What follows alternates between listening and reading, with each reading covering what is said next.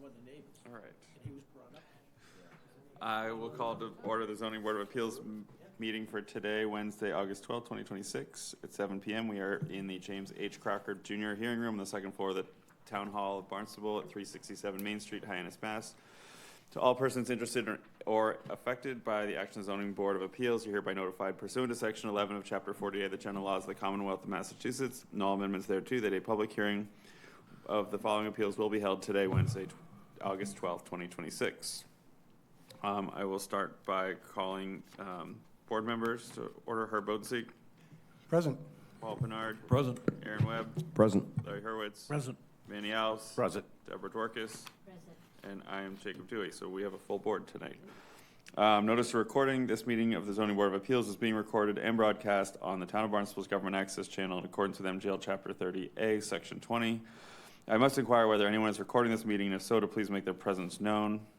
Seeing none. We didn't have any minutes, so we will start off with discussion. Assistant Attorney Jan Kendrick is going to discuss the recent changes that came from the state legislature.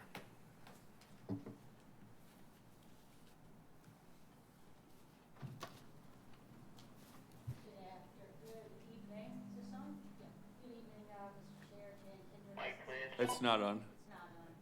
Should be green. How about now? Yep. All right. Good evening, Mr. Chair. Jan Kendrick, Assistant Town Attorney. As you noted, quite recently, actually effective, I believe, July 8th, we became aware, along with the rest of the municipal world, for the first time, that the FY 2027 budget bill contained some substantial changes to General Law Chapter 40A. One of the biggest of which pertains to variances, and you'll have an opportunity to apply that new standard tonight. I'll review each of the changes. Not all of them will affect your day-to-day business, but we'll go through them quickly nonetheless. So first, with respect to changes to notice, the legislature has now entered the electronic era, and notice can be given now to abutters electronically in lieu of regular mail with respect to special permits and notice to parties of interest. No such change was made to Section 10 for variances. In either event, it's unlikely this will take effect until such time that the assessors maintain a list of email addresses for each property owner. Change to 48 Section 6 has effectively removed from the requirement to obtain a special permit, certain extensions and alteration extensions to certain non-conforming structures or residential uses. Those can now be sought, had as of right, where the following conditions are met. Where one, the nonconformity at issue arises from the lot size, shape, frontage, lot coverage, or floor to area ratio requirements, and the extension or alteration at issue complies with the existing dimensional regulations related to height, stories, and setback. So in those instances, the building commissioner will have to sort through those issues, and fewer special permits applications as a result will reach you as the ZBA. So, Attorney, excuse me, I'm sorry. Attorney Kendrick, the determination with respect to lot size, shape, frontage, lot coverage, the nonconformity, that's the judgment of the building commissioner now. Yeah, I should have stated it a little differently in the first instance. Certain pre-existing non-conforming uses and structures can be altered or extended by right, meaning just that the building commissioner will make the determination when an application is presented. They'll look at the application and say, okay, what is the nonconformity here? Does the nonconformity arise from lot size, shape, frontage, coverage, or FAR? If one of those is present, or one or more of those is the reason for the nonconformity, then the building commissioner or his staff will then look and say, okay, well, does the extension and or alteration comply with height, stories, and setback requirements for the local zoning district? So, yes. So is he using discretion then? So if, I'm still confused. So if you want to expand your structure into the setback, if the height complies, you can do it? At the building commissioner's discretion? So the extension or alteration has to comply with existing regulations regarding setback, stories, and height. So the building commissioner wouldn't be if the extension or alteration increases the setback nonconformity and or creates a new setback nonconformity, then it's coming to you. Got it. Yeah. Okay. That makes sense? Okay. But, Yep. sorry, but maybe I misunderstood Paul's question, but the question of whether or not there is a nonconformity, that's something that the building commissioner will decide. Whether, if there, yeah, so the building commissioner would presumably look at an application, okay, is this building permit involve an extension or alteration for pre-existing non-conforming structure or use? And then pivot to, okay, does this need to go to the ZBA for a special permit? In making that determination, the building commissioner would say, okay, well, does the nonconformity arise from one of these three areas: lot size or shape, frontage, lot coverage, or FAR? If so, we can move on to the next, to number 2, and ask, okay, well, if the answer number 1 is yes, number 2 is the extension or alteration in compliance with current regulations regarding height, story, and setback. So both of those have to be answered in the affirmative for the alteration or extension to the non-conforming use or structure to be allowed as of right, to So- bypass you. How does a nonconforming use relate to those 3 items you listed? Well, you know, actually, I had this discussion with Jim Kupfer before we came down today, because it doesn't quite make sense, does it? No. Right. And Jim actually, Jim went with our building commissioner today to a presentation by an attorney who assists or often presents to the Southeast Regional Building Commissioners Association, and he said just what Jim and I concluded, which is, Yeah, so that language, his determination was it's an error, but it reads as if we're talking about a residential structure essentially, but absolutely, it says specifically uses there. And I do want to the reason I just got up real quick, I want to stress all of this written as Attorney Kendrick mentioned in the back of our budget bill was not reviewed by my association, the Massachusetts Planning Association, nor, to my understanding, Mass Municipal Association or the Municipal Lawyers Association. So we found many what we believe to be errors in the writing. So Jan's been doing a great job of trying to get us up to speed, and I know a lot of the municipal lawyers are doing the same and sharing a lot of information. Tonight, we're hoping to just give you what we know to date because they're in effect already. So we're trying to move forward as best we can. yeah, as Jim said, this hit the Mass Municipal Lawyers Association and Planners Association email listservs with a bang. It came about, as far as we know, it was done in conjunction with REBA, and it was a surprise to the municipal world. There's a lot that is going to have to be fleshed out by the courts, and there will be a lot of TBD, unfortunately. Any more questions with respect to the by right extension or alteration of pre-existing non-conforming uses or structures? Okay.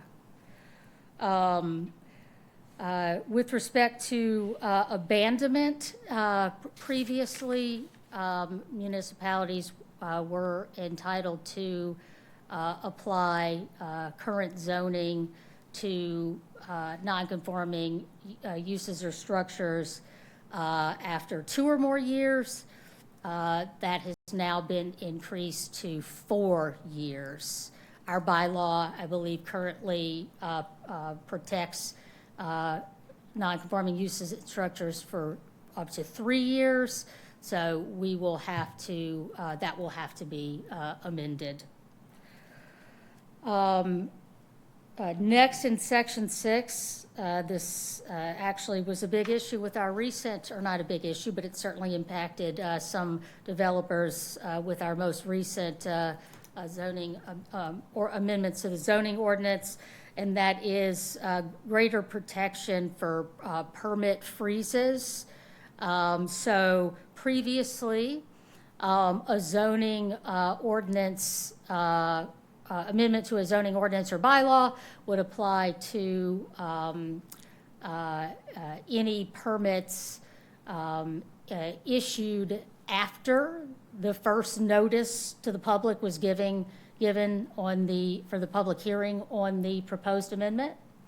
And now protection sets in upon application.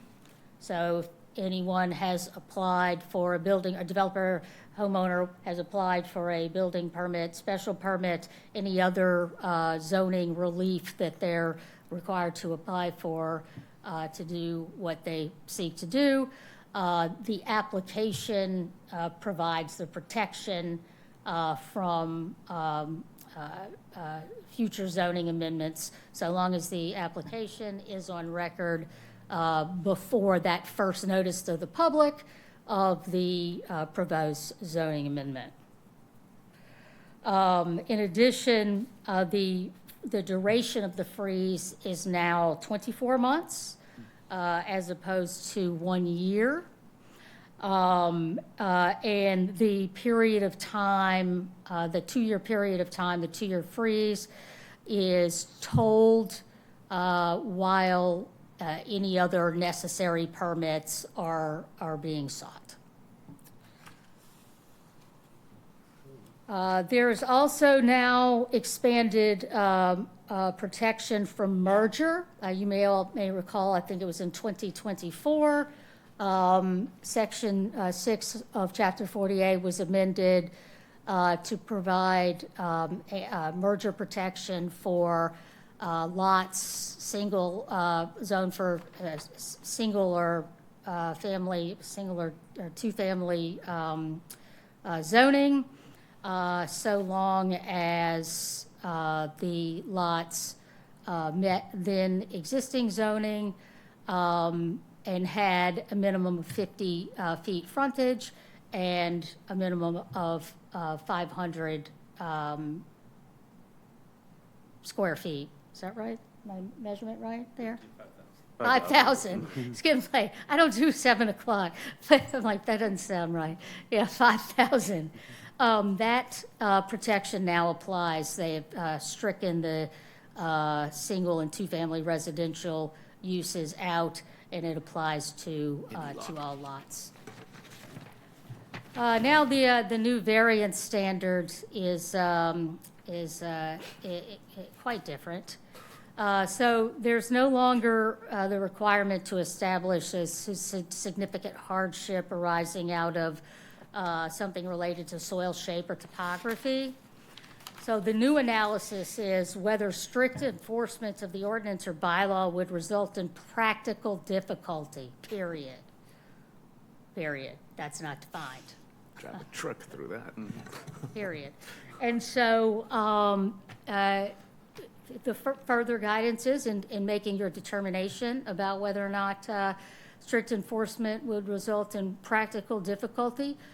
you must weigh the benefits to the applicant and to the public interest, which specifically includes the public interest in housing production. You must weigh that against the detriment to the public health, safety, and welfare of the impacted neighborhood. In weighing those factors, you may consider whether the practical difficulty relates to the soil condition, shape, or topography of the land or structure. That part doesn't quite make sense either, the structure. Whether the strict enforcement would impose a financial hardship on the applicant. Whether the benefits sought can be achieved by some other method that is feasible for the petitioner to achieve, and whether the practical difficulty was self-created. So there is no guidance. It's going to be, you got a blank canvas, as does every other ZBA across the Commonwealth, and this will no doubt be litigated and fleshed out by the courts. So, a question. This does not apply to current, it's to July 8th, retroactive to July 8th? So it's going to apply to any variance application that's before you tonight. You'll have to apply it tonight. This is the new standard. Because the application tonight was after July 8th, submitted at time clerk after July 8th? I don't know when it was, but as written, the amendment would apply to anything that you are deciding after.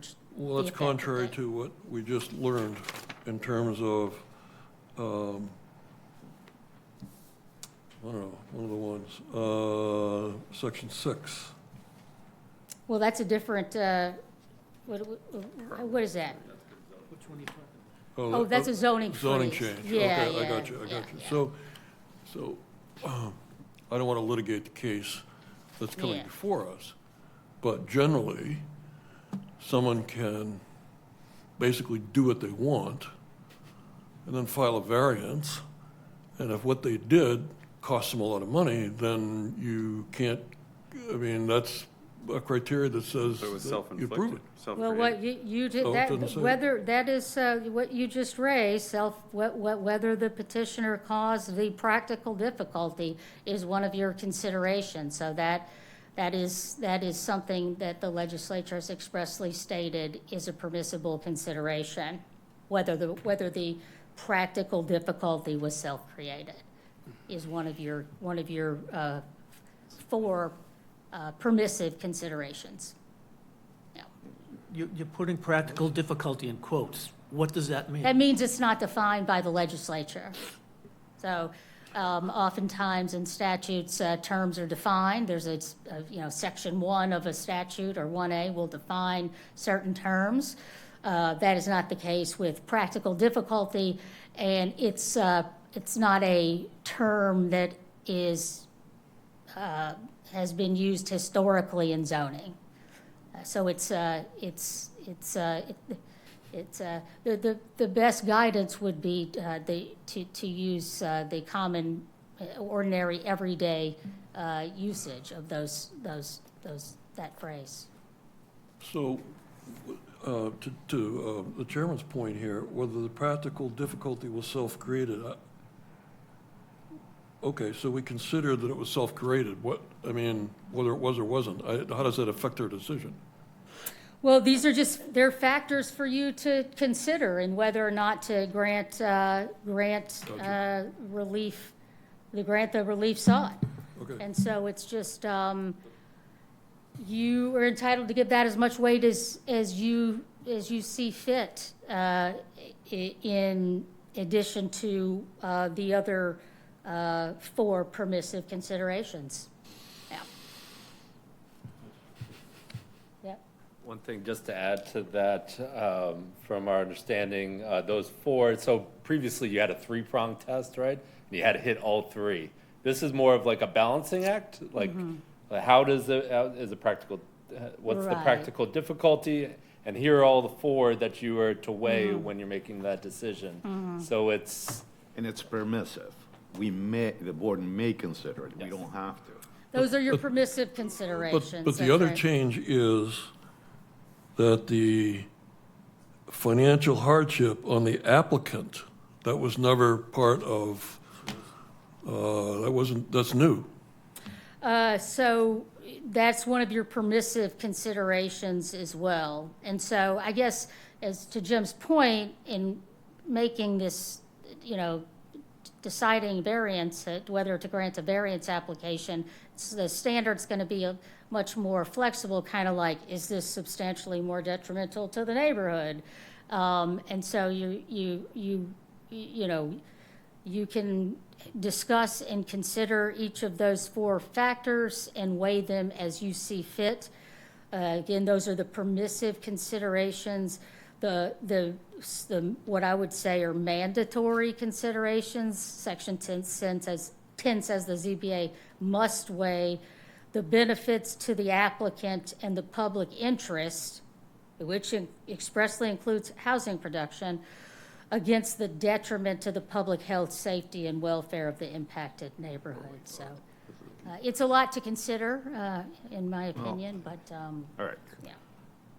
not to take my soapbox here, but Yeah, elected folks pass these ordinances. yes. And under this new standard, we can undo them with very little showing, less than what was required before. Would you agree?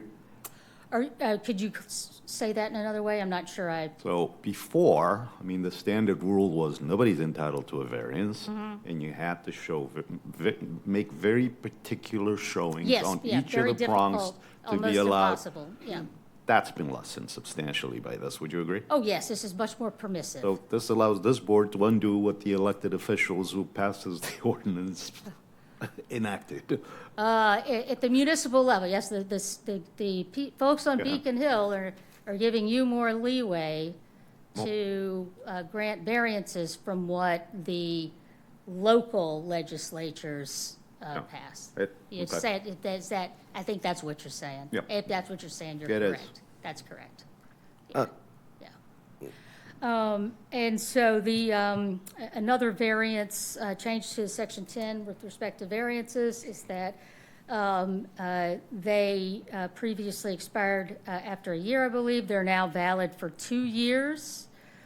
And that 2-year period excludes any other time necessary for the applicant to pursue any other entitlements or requirements that they need to construct the project at issue, and the time needed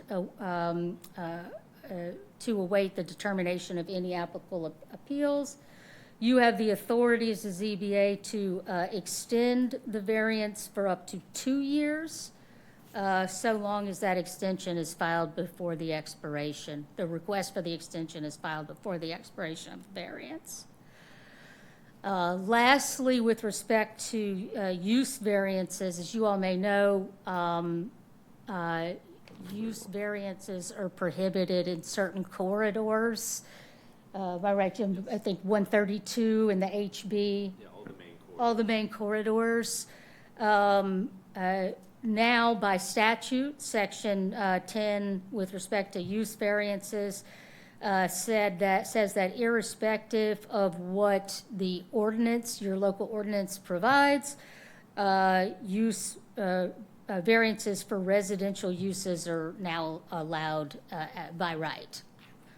Where, Again, this is new, and you may not have an answer to this, but one of the prohibitions on ADUs is that there cannot be a commercial use in the property. Does this undo that? so, what do you think, Jim? That is not something, Mr. Alves, that I've thought about. So whether or not, An ADU can be put in a commercially zoned lot. commercially zoned lot, but it still need to be accessory to a single-family dwelling. So you could potentially, sorry. It's a use, So if it's this actually- presented as a use variance, right? So this actually came up this morning with the building commissioners. That almost exact question. It was used as an industrial zoned piece of property, doesn't allow single-family housing, but let's say there was a pre-existing single-family house there.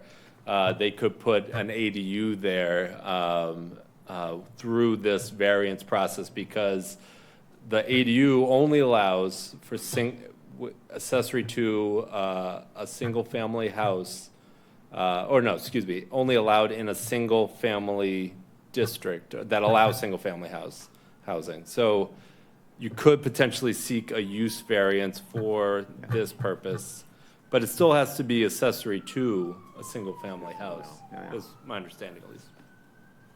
Right, you could do the one first and then the other, right? You could change the use to allow the single-family home, and then you could, okay.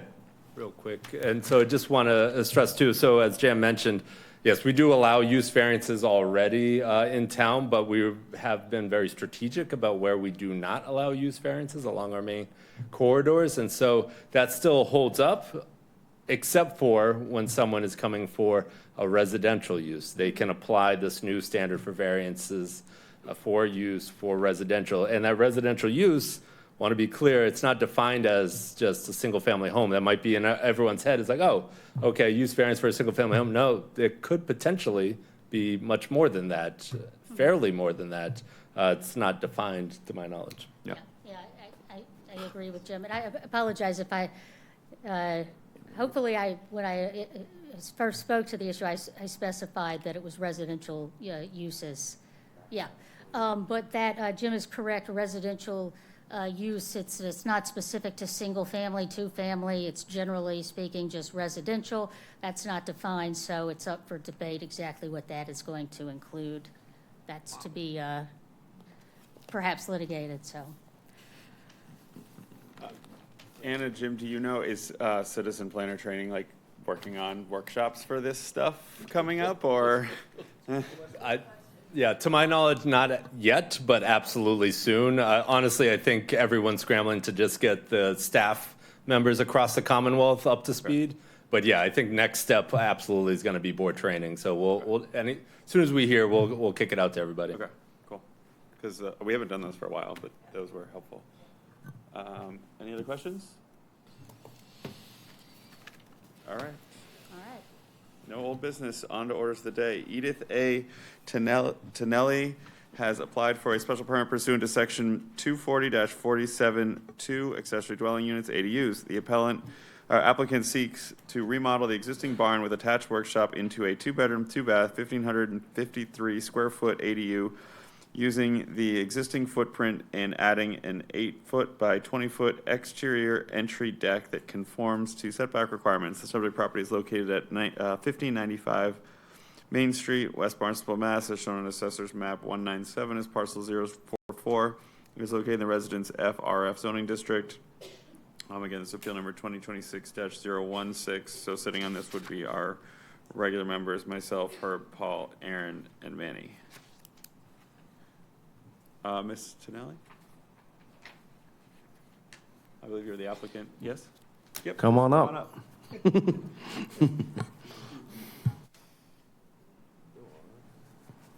Just introduce yourself for the record. I'm Edith A. Tonelli.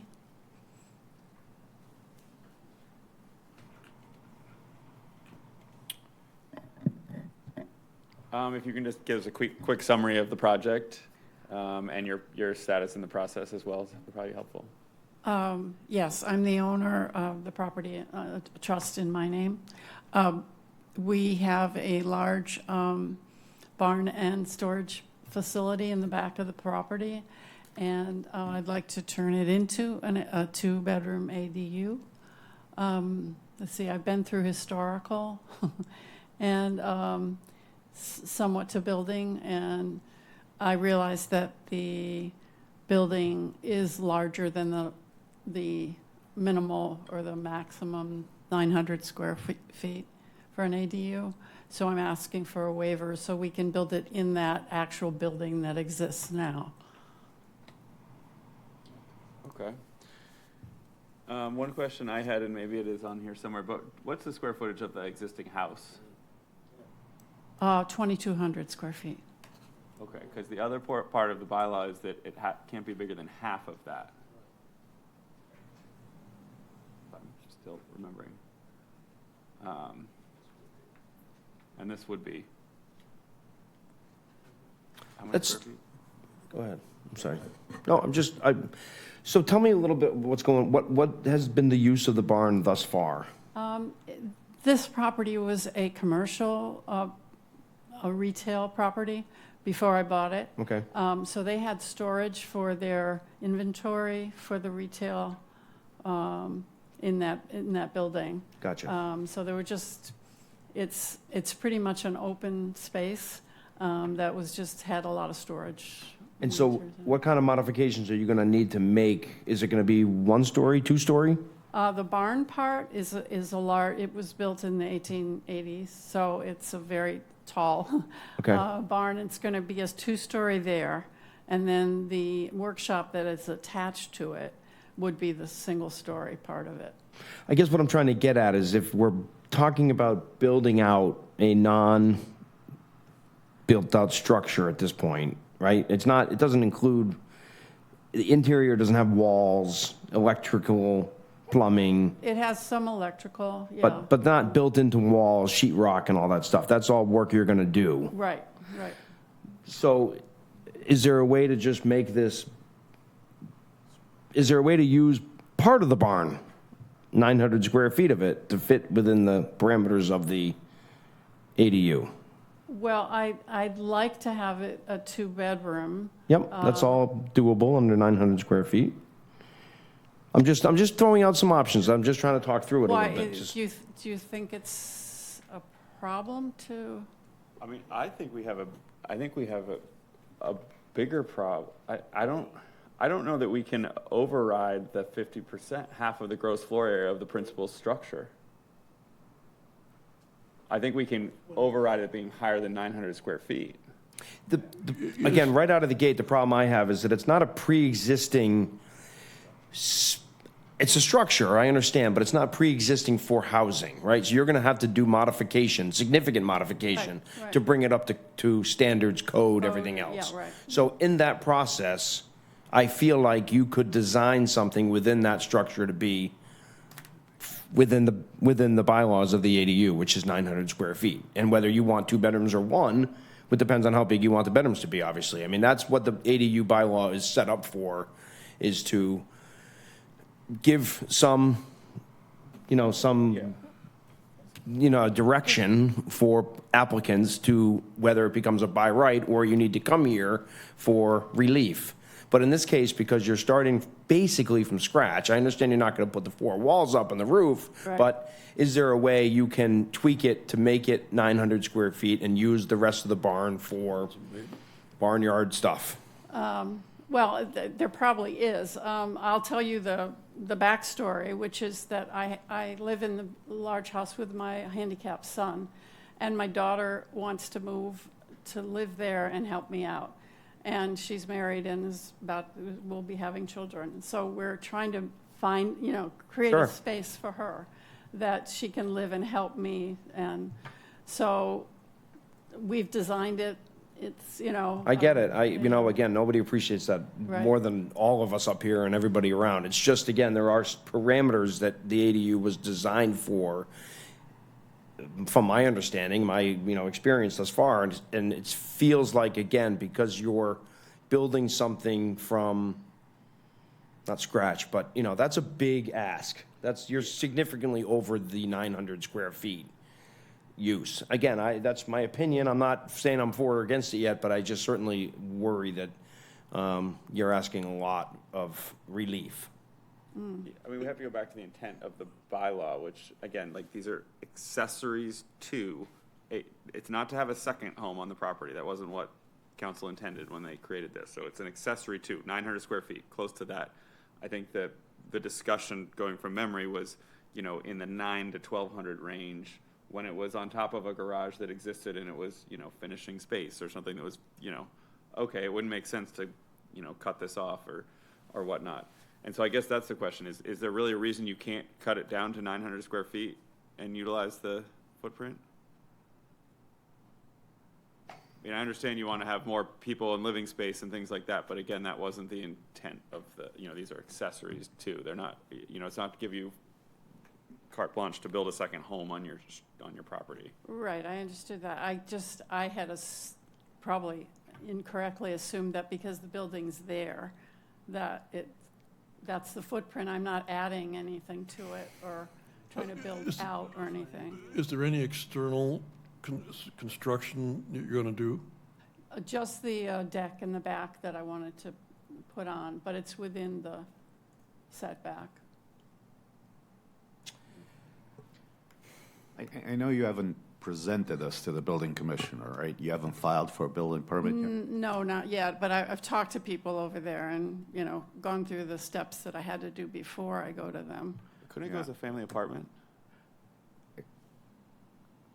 I haven't looked at those in a while, but I agree with you, Jake, that I'm not sure that the special permit provision applies if the area of the proposed ADU is more than half of the habitable area of the principal dwelling. Well, according to the application here, is that the front-facing structure contains 4,390 gross square feet. Oh, I thought she just said 2,000. Yes, she did, but I'm looking at the application here, Application says gross floor areas. gross Yeah, square feet. I haven't actually measured it. I was just using a figure from the past. I mean, I could actually have it surveyed. I haven't actually walked it out and measured it. Well, the assessors, tax assessors would have a square footage, right? Yeah, that's true, yeah. So, I mean, looking at the plan here, and just using what you submitted in your application, drawing A, I believe, shows us a side profile with the interior layout as described, using what I assume is the barn structured two-story, and then the back one-story section. Right. So if you cropped off the barn structure, would the back section be 900 square feet? Again, I don't see measurements, so it's hard for me to tell here where those lines are. But yeah, I think, I think we're, I mean, if the intent is for your family to live there, the family apartment provision would work here.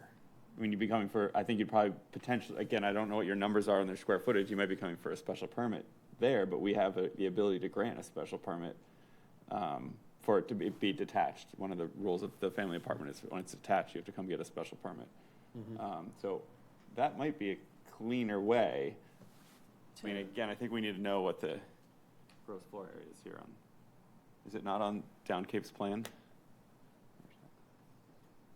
There's a provision in the family apartment bylaw that says it shall not exceed 50%. But then it doesn't say they can grant it by special permit or just the Yeah. detached? Under B. Yeah, by special permit.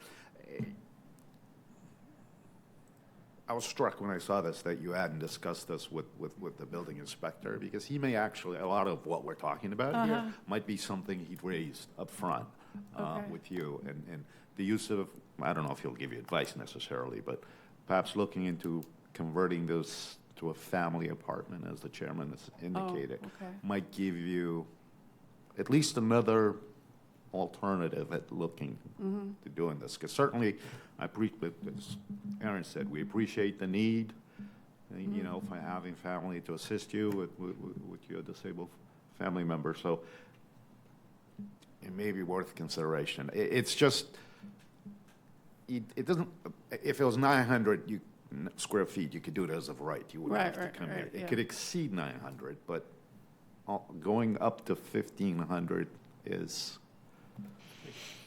that's a big ask. So I guess there's a couple things. We we have an open public comment. We can continue to, sort of work on this here. You could continue it. You could talk to the building commissioner and come back if necessary. Okay. I believe if you would need a special permit for the family apartment, it might be another application, right, Jen? I think, yeah, it would be a new application, because what you've applied for is under the ADU bylaw. Okay. But I don't know. I mean, board members, do you have a?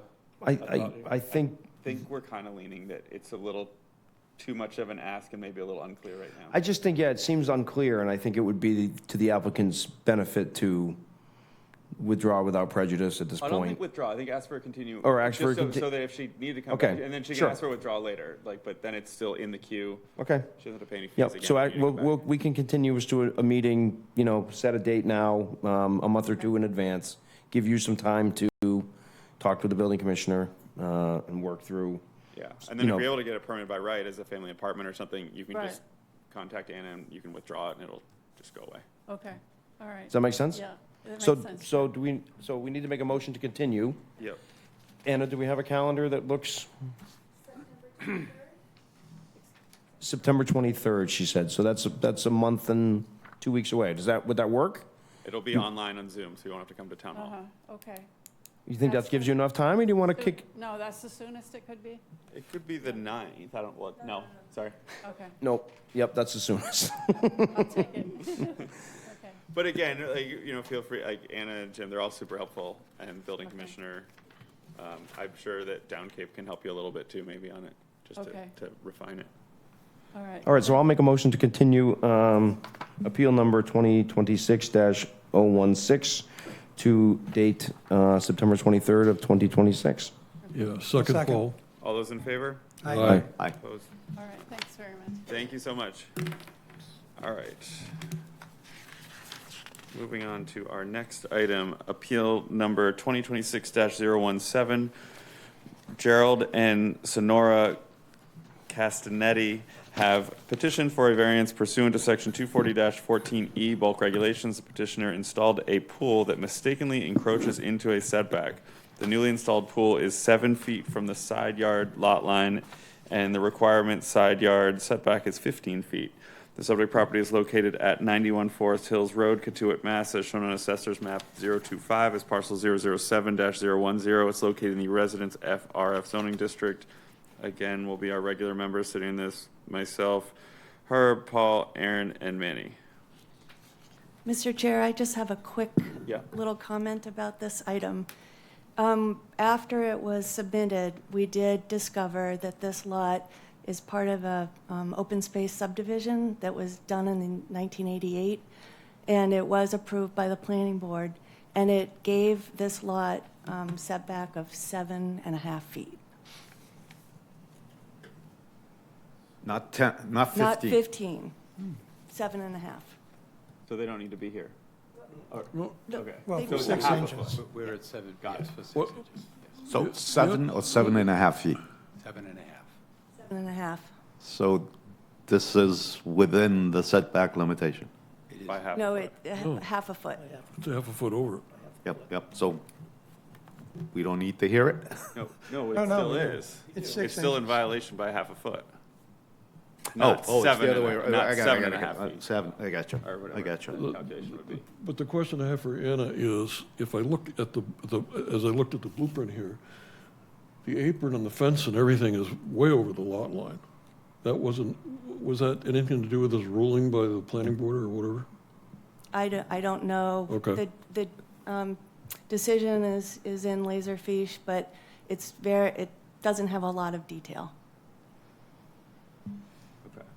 The ruling, All right. Mr.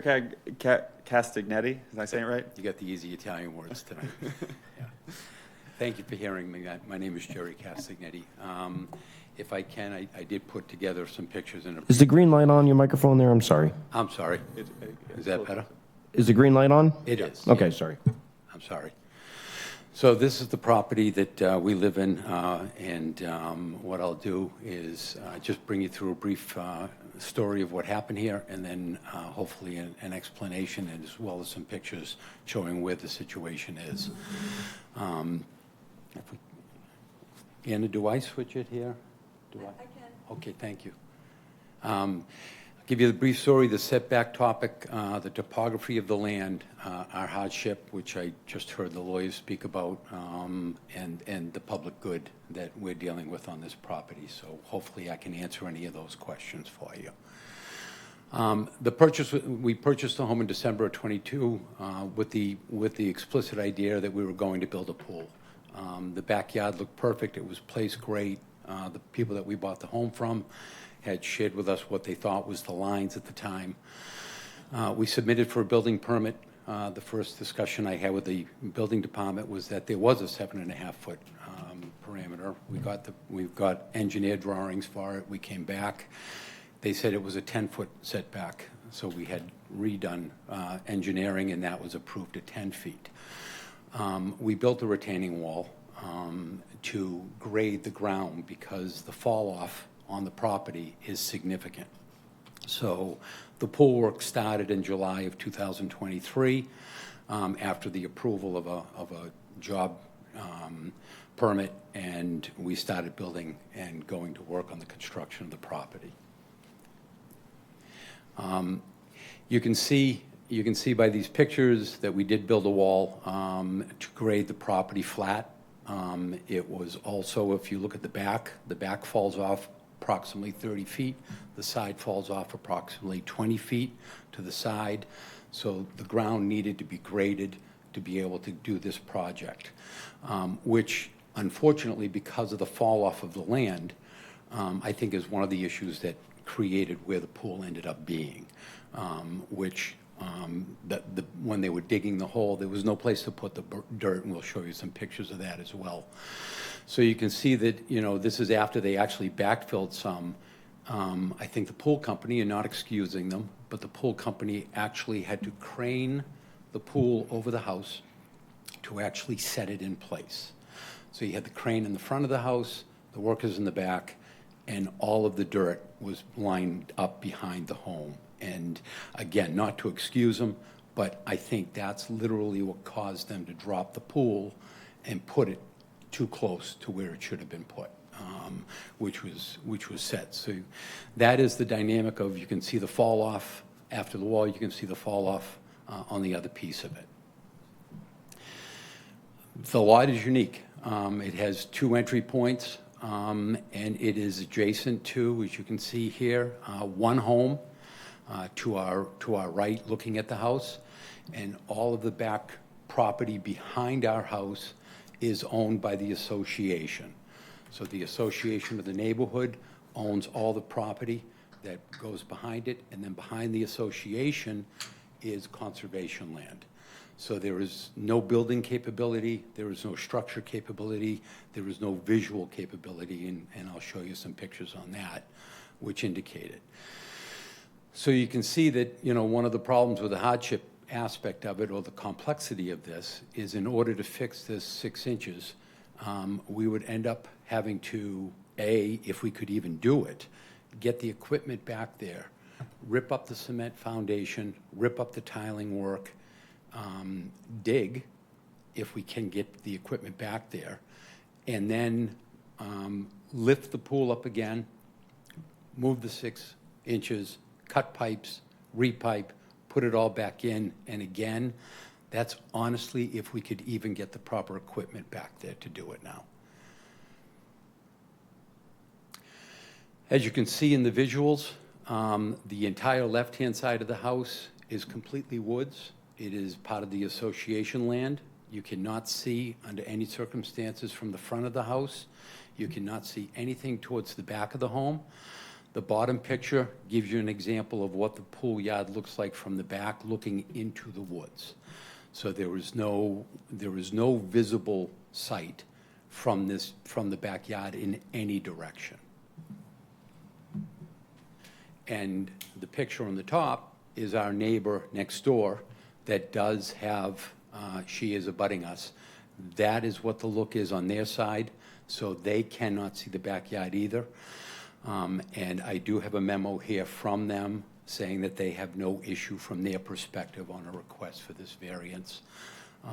As well as I have a note here from the president of the association saying that there is no issue from their perspective either when it comes to this variance request.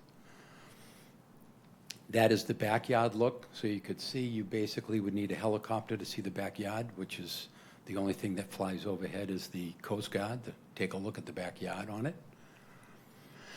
This is a picture of the land that the association owns as part of it.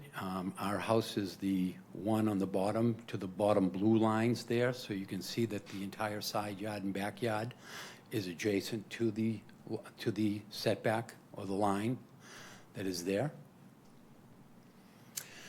Again, these are the letters here. I have copies of them here that I can give you that are from our neighbor as well as the president of the association with their comfort level with this request for the 6 inches.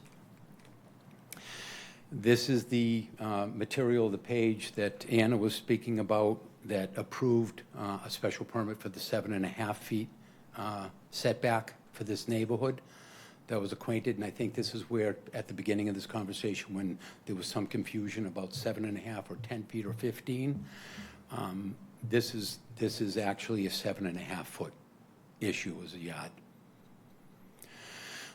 So I ask kindly to please allow the setback variance. I'm trying to sell the house, which is how we found out that this was not settled. If I don't get an approval, I could lose the house, the sale, and I could very much end up having to spend a lot of money to try to move the pool 6 inches, which I don't even know if I can, to be honest with you. So I thank you for hearing my case. I thank you for listening, and any questions you have, I'll be glad to. And I think, Paul, to your point, when I did submit the final engineer draft to the town, they basically came back and said they couldn't accept it because it was at 7 feet, not at the 7.5. The letter from the association, do we have a copy of that? The recorded, it's in the file, yeah. Oh, I didn't see it. Do you have, The special permit decision from the planning board. no, I was talking about the association. Oh, I went. President of the association.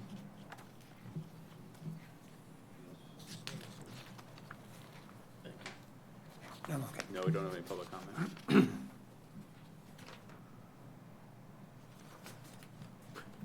So are there plans somewhere? Where are the plans for this?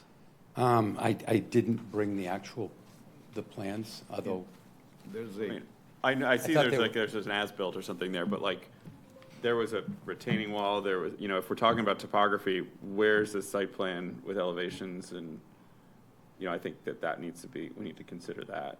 in the there file was, here. I think in the application, Jacob, I think there was the topography aspect of the material in the original information.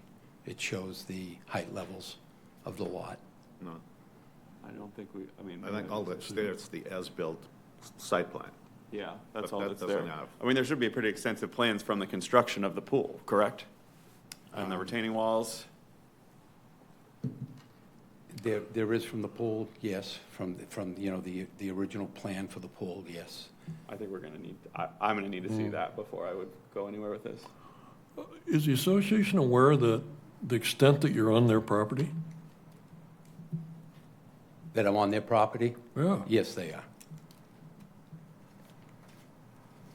So when you built this stone wall, more than half of it is not on your property.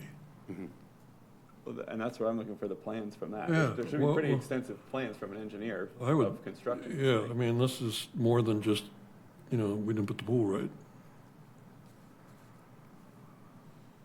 And then I I mean, guess, that- we're also, like, the planning board decision limited impervious, and there was lot coverage limitations, I think, too, right? Are you exceeding that, your lot coverage, or no? I don't see that anywhere we don't have calculations here. I'm unaware of that. Okay, well, the decision that was here has a requirement of not to exceed Okay. 50%. So again, we don't have engineered plans to see any of that. Once this pool was constructed, weren't there plans submitted back to the, Yes. There was the engineer drafting, I'm sorry. well, okay, I'm not looking at the, Yeah, this was the engineer final piece that was submitted. No, that's. This is, oh, yeah, as-built. no, this is an as-built. This is an as-built site plan. But where's the plans from the building permit and all, you know? Did a building commissioner sign off on your plans to build this? Yes. Again, I think we need all of these things, I think, for. So, We were permitted to build it. but when We this, had inspections multiple times in the yard, for fence inspection, gate inspection, all of those pieces, and everything had passed. but not to the fact that more than half of it wasn't on your property. All I can say is they came to the house and inspected the property. So, Mr. Cad, it sounds like we're sort of going to be stuck here without some further information. Do you want to move on to a date set in advance where we can provide more information? Sure. I mean, I don't think at this point we can make a judgment. Okay. So, Anna, 23rd of September, does that work? Does it give you enough time to dig that up? I sure hope so, yes. All righty. I would also like something more thorough from the president of the association with respect to it's okay with respect to your encroachment. I mean, I think there should be an easement probably, right? Right. Do you have an easement for that? No, I don't. Yeah, I mean, I think you probably need to get an easement from the So- association. Closing on the 11th of September? I'm sorry? You're closing on the 11th, I think I saw? That is the date that is scheduled right now, yes. We're, I mean, we could condition it eventually, I guess, or something, but, It would- but then it wouldn't, Yeah, if but you that's get not- it, then it sort of falls apart. But I think, I mean, it's there, so it kind of needs to happen. Yeah, but I don't think that's a zoning question. That's a private Legal. dispute between two That's property owners, right? I mean, I think the zoning question here is the proximity to the setback. I agree that I'd love to see the site plan showing the grading on the, thank you for the pictures, I don't dispute it, but yep. the other issue is, it seems to me like a private dispute if Well, it but- ever came to that. But then is the wall, the size and the structure of the wall, again, we haven't seen the engineering of it, but is that a structure? You mean Are we looking at the setback of the pool, or are we looking at the setback of the retaining wall, essentially, potentially? Well, retaining walls aren't structures It depends. from a zoning point of view. We've had a What do you couple say? cases like that. What are you citing? The one in, I think it was Katuitt or Marston's Mills, it was like a 25-foot tall retaining wall that was right on the property line. And it was taller, or at least as tall, as the house that was 15 feet away from it. And it's still there today because it was allowed by right. So, is the question whether the line depicted here is the property line? Is that? Well, I guess it's where is the structure that we're looking at. Well, I think the topography is important to look at here and see Agreed. the proper plans. But also I don't see where the wall, is the wall the end of is what's going on to the neighboring property? That's the wall, that's the retaining wall. But again, the zoning question is the proximity of itself. the pool to the property line. If we accept that what's shown here is the property line, it's within 7 feet, and it's allowed to be no More than closer than 7.5. I think all those great questions, but I'm not sure it pertains to the zoning question before us, if we accept that that is the property line. And Now, that the Paul's structure right, is the it pool. probably encroaches onto Well, some. that's why I asked the question. I don't know what authority we have, whether it can be conditioned, whatever our decision is, and I'm just saying it would be, and so yeah, Manny, so that is the question that I have. You know, is it in our purview? And is the association aware of it? I mean, The association has been there, and the association has seen the backyard, so they're well, fully, they may have seen the backyard. They know where the property line is. Do they know all that's on their property? I've walked through this whole project with them, yeah. And the requests that I'm having. And it was actually the building department that instructed me to come and ask for this variance for the pool. So it was the actual building department. I talked to Brian, and Brian had shared with me that this is an issue of 6 inches and the variance for where the pool placement is. I guess the way I see it, if in fact we accept, and apparently the building department does, that is the property line, the setback to the pool is the question before us. And is that, I agree, I wish the file was more complete and we had all the information showing the topography and how the property grades. Like I said, thank you for the pictures, it shows it there. And frankly, under the revised standards, this may be the definition of a practical difficulty. Like self-inflicted.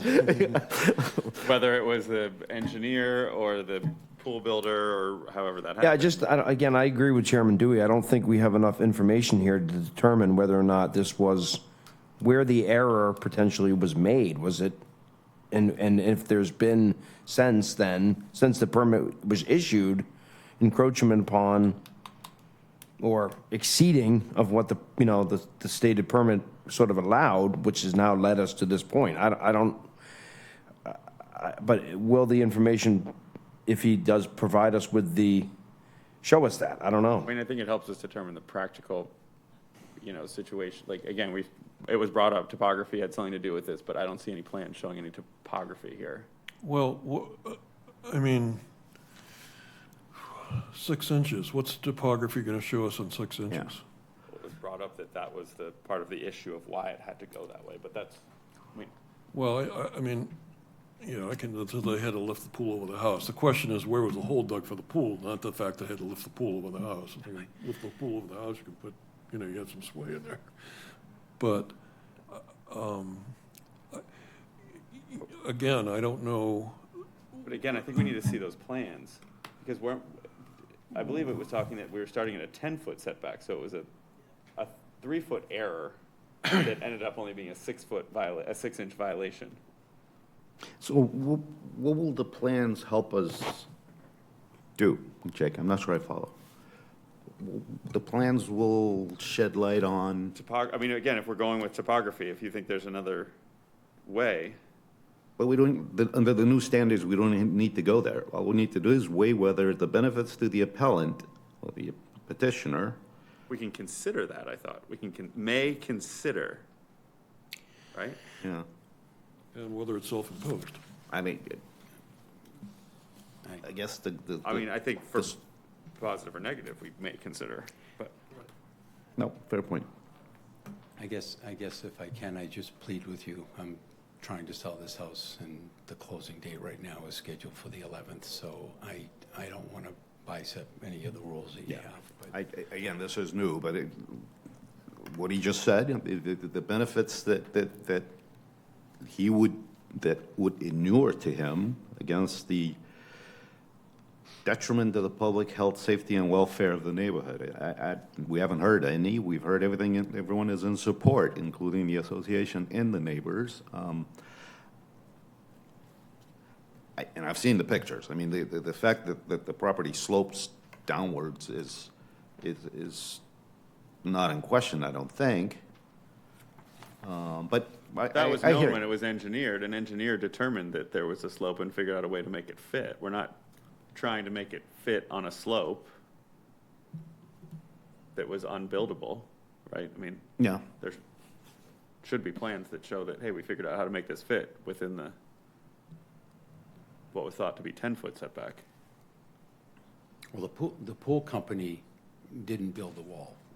We built the wall to grade the backyard. So it wasn't the pool company when they designed where it was going to go. That was the engineer that did that. The pool company was just following what the engineer drafted for where it would go. And the wall was built separately to grade it so that we could actually put the pool in. That's literally. Well, what happened. no, I mean, the wall can, the wall doesn't have to go out 20 feet. The wall could be right by the pool, so,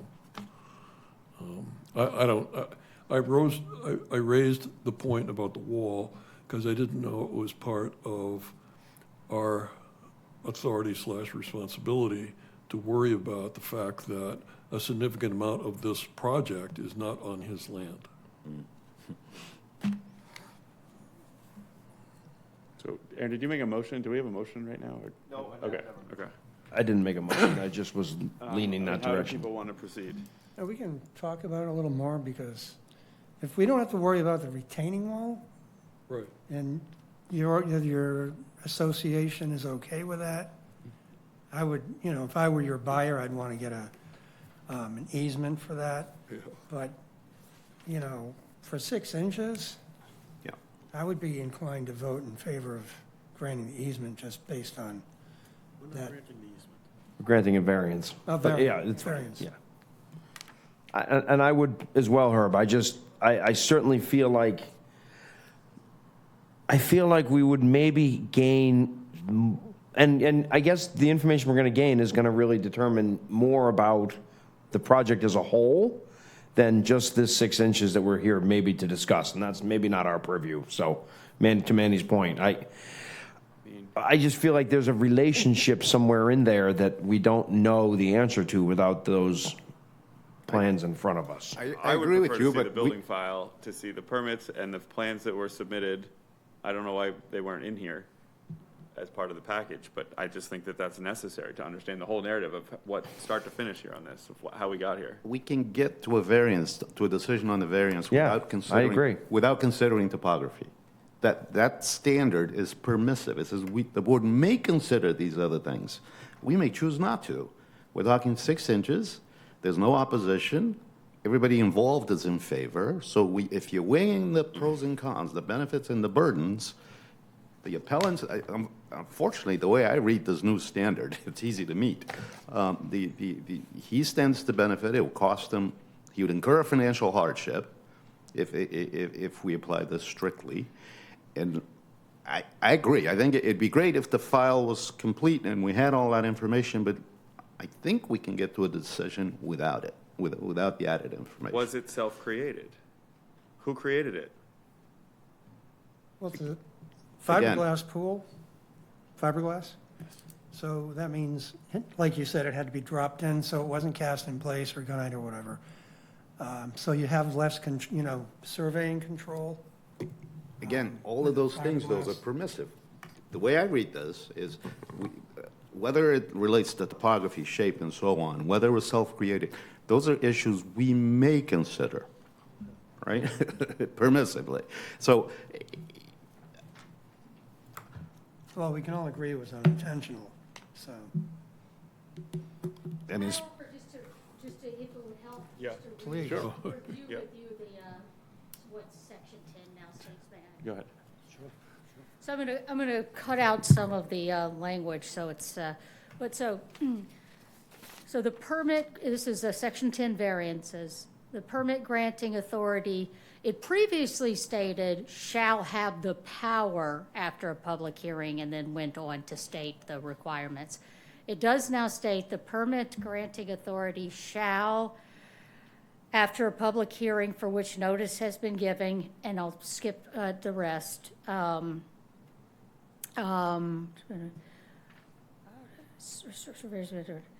Bylaw, fine stuff.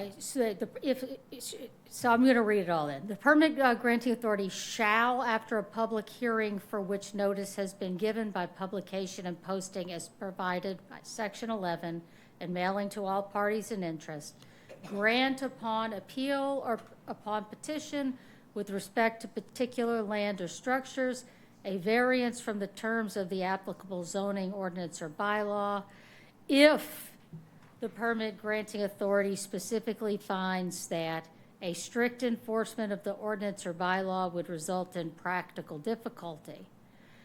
In making its determination, the permit granting authority shall weigh the benefits to the appellant or petitioner and to the public interest, including the interest in supporting production of housing, against the detriment to the public health, safety, and welfare.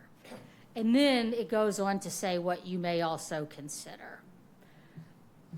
If that, Yeah. if that helps at all, cutting out the language that doesn't apply about notice and such. It's the permit granting authority shall grant a petition for a variance from the terms of the applicable zoning if the permit granting authority specifically finds that strict enforcement would result in practical difficulty. Again, in making the determination, the permit granting authority shall weigh the benefits to the appellant or petitioner and to the public interest against the detriment to the public health, safety, and welfare of the neighborhood, and may also consider whether the practical difficulty relates to the issues that, as you're aware, soil topography, self-created, and so on and so forth.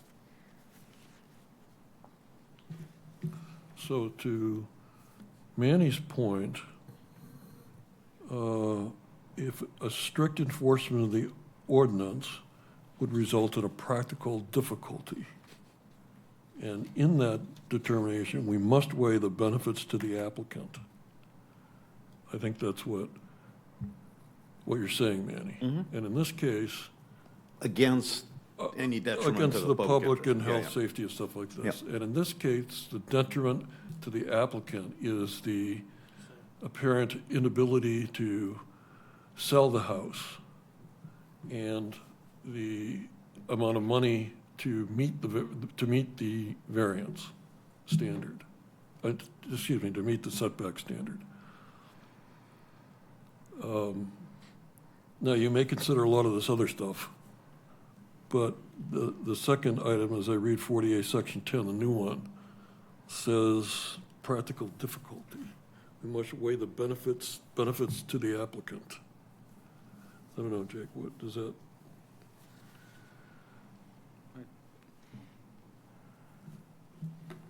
We've gone back and forth here a little bit.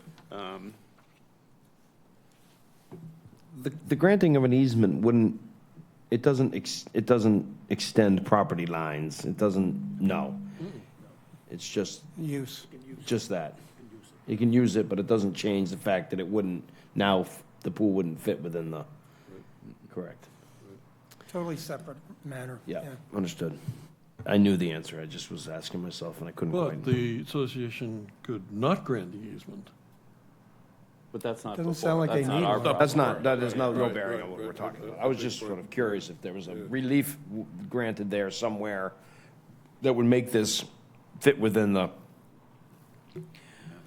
parameters. Well, the Our- difficulty of removing a pool that's been installed, Right.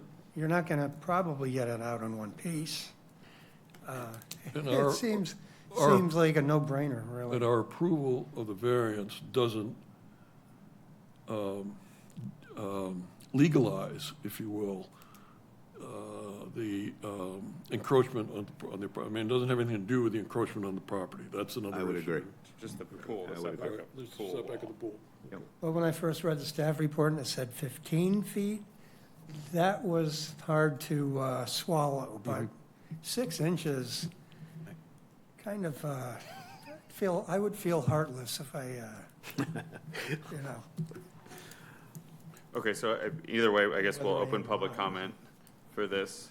There were 2 letters that we just received. One from Mandy Gately from 95 Forest Hill Roads in Katuitt. We'd like to state that the backyard is not visible from our property and we have no concerns regarding their pool or backyard based on experience naming property owners. We do not believe there's an issue that would warrant requiring a variance related to their yard. And then there was one from Gil Shipani, to whom may concerned, have been a resident over 20 years on Forest Hills Road in Katuitt and an association officer for 10 years. I'm personally okay with the variance appeal. Is there anyone here who'd like to speak to this? Just come up to the microphone. Seeing none, do we want to leave public comment open? Do we want to close it? Let's shut it down. All right. Make a motion Move to to close close public comment. Second? There you go. Second. All those in favor? Aye. All right, public comments closed. The public hearing is still open. I mean, I don't know what everyone's thoughts are. I would not be able to vote in favor of this tonight, but I'm only one member, and there could be four others that would, so it's up to you guys, or it's up to Mr. Castanetti. If you'd want to move forward, do you want to move forward to a vote tonight, or Can I poll a vote? you can request? Can I You cannot request a force. poll? Can I request force a poll? anyone. We could poll the board. You can ask for that. You can't force it. Nope. I asked. Wait a minute, let's talk a little bit more Yeah. before we go forward with this. So, what Manny was saying, the issue before us is 6 inches. Well, let me try. Instead of having you, that's not what I'm thinking. The first prong in this thing is, do we find, and I think we should vote on each one of them, that strict enforcement of the ordinance would result in a practical difficulty? I would say that those terms haven't been defined. The statute's brand new. Courts are going to add all kinds of clarifications to them, but this is a practical difficulty. The pool is in place. To remove it would be impractical. But was So- it practical difficulty when it went in? That's what we can't Yes. determine. It was, but we don't have plans to show that. Right, but we can't go back. We're faced with a request for a variance that says the thing as built doesn't comply by 6 inches.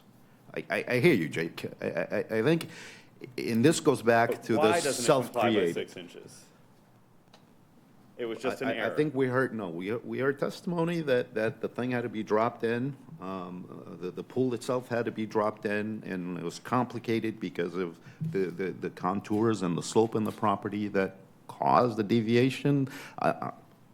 Again, that's why I just think it's super important that we see the full plans and the narrative of how this started, created. You know, was there a practical difficulty found when they were installing it, and that's why it got moved? That's the Okay, uncontroverted let- testimony, though. let me I mean, get- let's- Okay, let's suppose we get these plans and everything, okay? And it shows whatever, whatever it shows. Does that change practical difficulty today? Let's 6 do it one at a inches. time. If we find that that is in fact strict enforcement of the ordinance would create a practical difficulty, I'd vote yes. And then the next step, again, just following this the way the Attorney Kendrick read it to us, is we do the weighing of the benefits. Is the benefits that would inure to the petitioner, the appellant here, greater than whatever detriment would come to the public? And once we do that analysis, we can stop. That's the way this is written. And frankly, there's no opposition. There's no one who can even see the poll. The only people who have any say on this are in favor, and I think the detriment to the benefits to the applicant are obvious.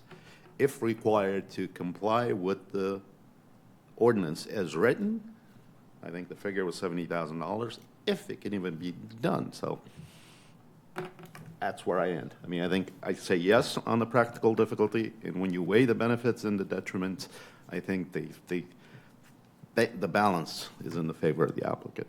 That's where I. Do we know what is that wetland behind you? That goes to wetlands? It goes to conservation land, which leads into a abandoned cranberry bog.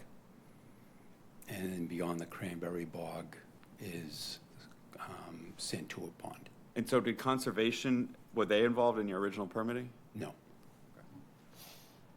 I mean, again, I just need to see the whole file. I'm not, but you guys can finish this one tonight. I'm fine with that. Paul, did you have more thoughts? Are we polling? I'm going to follow Manny on this one. I'm going to defer to Manny's plan on this one. I mean, certainly Manny makes a strong case that, again, if we're solely here to weigh 6 inches, then, but again, to Jake's point, I also feel like is there a more defined reason that we're, that happened that we don't have the answer to because we don't have the information in front of us. It could be a simple, we're gonna see the information and say that didn't clarify or it didn't show a significant reason why the pool was placed where it was. So bang, we're right back to here, and the variance most likely would be granted at that point, in my opinion. I don't think the chairman's saying he's not in favor of 6 inches. Right. I think he's saying there might be a relationship between what was granted initially and why we're here now. You're All right, not but- going to. Well, and again, a variance request maybe before today were heavy asks, and maybe they're getting lighter. I know, but you it's know, clearly, again, we haven't- clearly that has changed. I mean, and not by the, by the vote of our municipality, but by, Let's Obviously, the talk, building there's department another has those. hypothetical here. Let's suppose that we see the engineering drawings and everything, and the pool was not placed where it was supposed to. well, so there we go. Then would be an issue. So what? Well, because again, then it's going outside of what was the permitted plan that was issued. So what? Well, And doesn't So that, then we doesn't all that just ring start a? putting things in where we want and going to the zoning board Well, for variances? that's the way I read when. Unfortunately, I mean, that's how what it I read reads. the new No, I thing. don't, I don't think that's the case. It's not like get a building permit and then do what you want and then just come to the ZBA to say, for whatever reason, we didn't follow the building permit. I think it's just, I don't think we can, again, So is the- that's, let me just follow that logic for a second. Is the added information to get us to answer the question whether this was self-created? Is that what I'm hearing? I think that's part of it. I think Yeah, it's just the I think full narrative here of how we got here. We don't have the full picture of how we got here. I mean, wasn't there a final as-built submitted to the building department when this thing was done, and the building commissioner saw it and just said, it's okay? Is that what happened? The plans were proposed with an engineer drawing, Yeah. and then the pool went in. And I don't know what exactly building material that I don't have.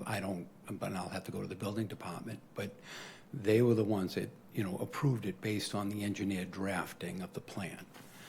I can validate from watching them drop the pool that nobody did this by.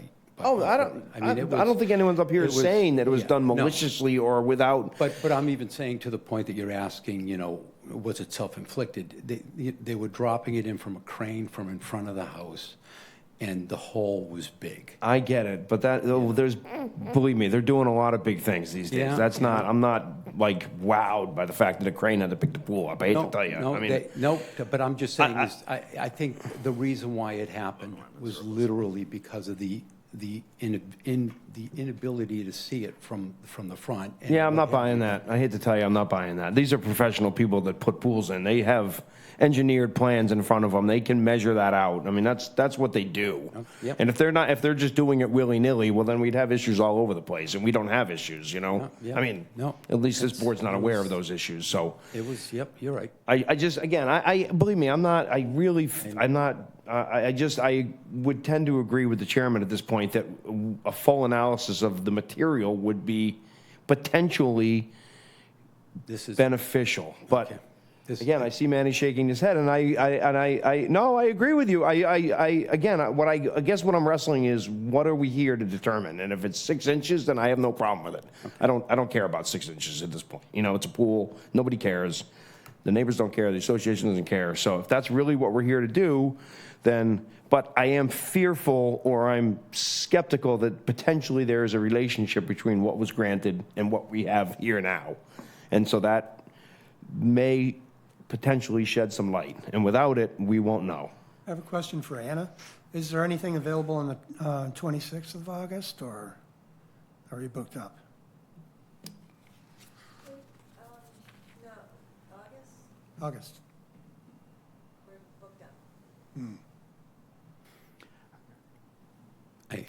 I just plead again, because Yeah, I go back. I'm weighing the equities here. I mean, we're risking the loss of a sale over 6 inches. And even, I frankly think, given the balancing act we're required to do here, the balancing, that even if we find that an egregious error was made when this was dropped, right? I mean, why would somebody design this and do it intentionally out of compliance? I don't buy that, but even By if it was. 3 feet, though. What? By 3 feet of what was intended. But it turns out it's only I 6 mean, it inches. turned, that it's in violation of 6 inches, but the error was 3 feet from what was intended, and I assume what was on the plans. Again, we don't have the plans in front of us. I see your point. I finally see your point. Well, okay, let's suppose. All right, let's poll and make a so- decision. Wait, Let's wait, take thought a it was wait a minute. 10 So- feet. So somebody made an error or didn't make an error and on purpose put it where it is. So what?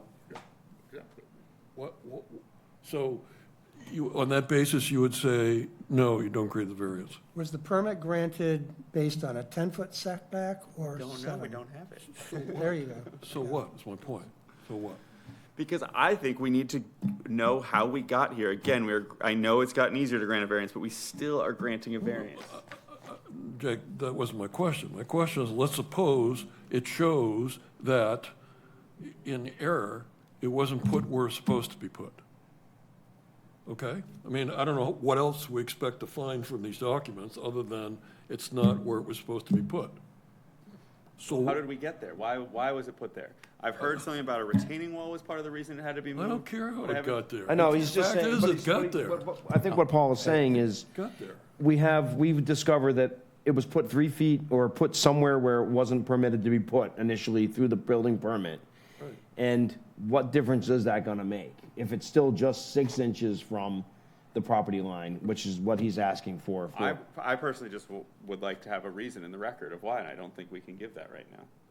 It was just an error. So we're saying it was just an error on the crane company. The crane company craned the pool to the wrong No, I'm spot. not saying it's an error on anybody. All I'm saying is it's 6 inches.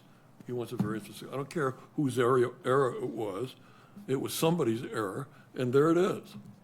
It doesn't Yeah, matter. it clearly wasn't the applicant who craned it, I mean, he Well, wasn't. I don't know. No, I know, but he wasn't physically responsible I don't for care it. if it was the surveyor, or if it was the engineer, or was the pool builder. Still doesn't change. It's still 6 inches. Yeah, I agree. Yeah. That's all I'm saying. But I agree with the chairman, too. I hate to tell you that I think for the record, it would be logical on our part to have that in the I don't see- decision. According to what I understand from the new thing, that's not requirement, and who cares if it's in the record or not? Yeah, well, that's certainly, So where would we like to go? Manny, are we polling? Are we? is it just a majority, 3-2 No, to it's a grant? variance, so it's still 4-1. It's 4 to 1, 4-1. yeah. Obviously, we don't have 4, so let's go with a continuance. If I'm hearing Aaron and Jake saying they're not And Herb. voting in favor. No, I'd be in favor of granting it. No, but 2 is all we need. If we have 2 dissents, Right. we're not going to approve it. Well, I know, I just, But I agree with Jake that we don't have the complete information, and that's sloppy. That's just, I'm sorry, but it's sloppy. All right, so Aaron, you started to make a motion. Did you start to make a motion to the? well, we got to just now talk to the applicant to figure out what he chooses to do. I mean, he can continue to a date set September 23rd. I mean, I There's don't, nothing else, Anna? Closer? The closing is scheduled for the 11th, you the think? 11th of September. So, I mean, we're literally talking about the buyers can say no. And I'm out of sale. Would the buyers also want the easement? The We variance. haven't discussed that, but I'm sure the association would do an easement. Okay, but that's going to go before, longer than your closing date, probably. That's irrelevant. Yeah. It's irrelevant.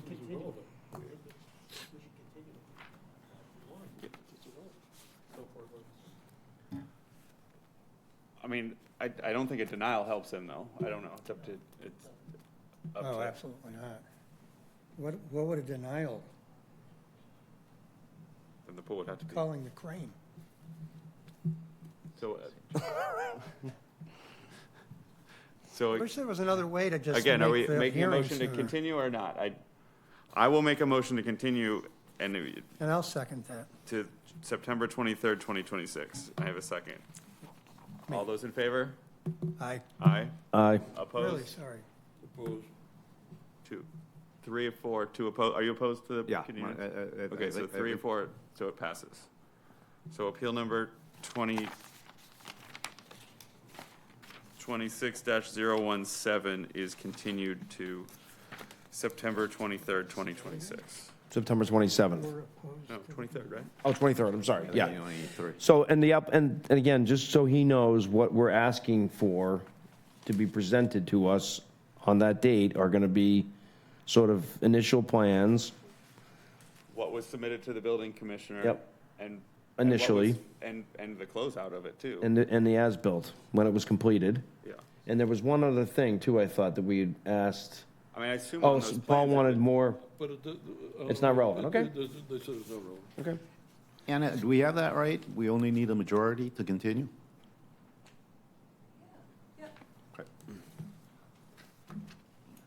Okay. Thank you so much. I'm sorry we couldn't get to the yes tonight.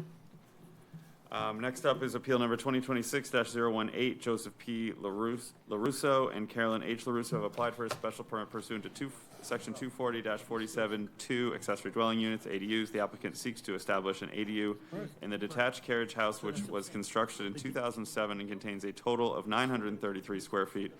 The subject property is located at 207 Little River Road, Katuitt, Mass. As shown in Assessor's Map 054 as parcel 002 and -004. It's located in the Residence FRF zoning district. So sitting this again would be regular members, myself, Herb, Paul, Aaron, and Manny. Attorney Schultz. Good afternoon, Chair Dewey, members of the board. For the record, Attorney Michael Schultz on behalf of the applicants Joseph and Carolyn LaRusso. As noted, the applicants are seeking a permit for the ADU in an existing detached carriage house. A little bit of background on the property. We have a 2.63 acre property located within an RF zoning district, which is single family. We're in an aquifer protection district and the RPOD. The property is improved with a single family dwelling, which dates to 2007, and a carriage house, which dates to 2001. Chronologically going backwards, in 2000, a 5-bedroom septic system was installed at the property. The detached carriage house was constructed a year thereafter in 2001. And it was the principal dwelling at the property from 2006 while the main house was under construction, the 3-bedroom main house. When that permit was issued for the principal dwelling in 2007, there was a notation that when the certificate of occupancy was issued for that main house, that the kitchen was to be removed from the carriage house. That was in fact done. The permit does show that in October of 2007, the kitchen was removed. My clients purchased it in 2010, 3 years later. At that time, it had the kitchen in it. So I don't have any facts, but based upon my presumption, as soon as the kitchen was removed and the inspection happened, the stove was put back into that carriage house. So for the last 16 years, my clients have resided at the property, no issues, didn't know of any issue until they went to sell the property about a month or maybe it was 2 months ago under contract, and it was determined that it wasn't, quote, permitted above the carriage house. There has been no change in the carriage house since it was constructed, and it remains identical to the way it is today. We meet all of the setbacks of the RF district. The plans that are of record for the carriage house, they're in the building department file. They're appended to the memorandum that I submitted to the board. It is 864 square feet on the second floor, and when you come into a common area and there's a common bathroom in the 3-car garage, that puts it over by 33 square feet. So with this permit, we're respectfully seeking, it's an existing structure. It's been the same way, hasn't been altered since it was constructed in 2001. So we're looking for, there is a section within the ordinance that does allow for the board to grant a special permit in existing structures if it does exceed the 900 square feet. We are slightly over that with 33 square feet. I would respectfully suggest to the board that the ADU does the proposed ADU does fulfill the spirit and intent of the ordinance and would not represent a substantial detriment to the public good or the neighborhood affected.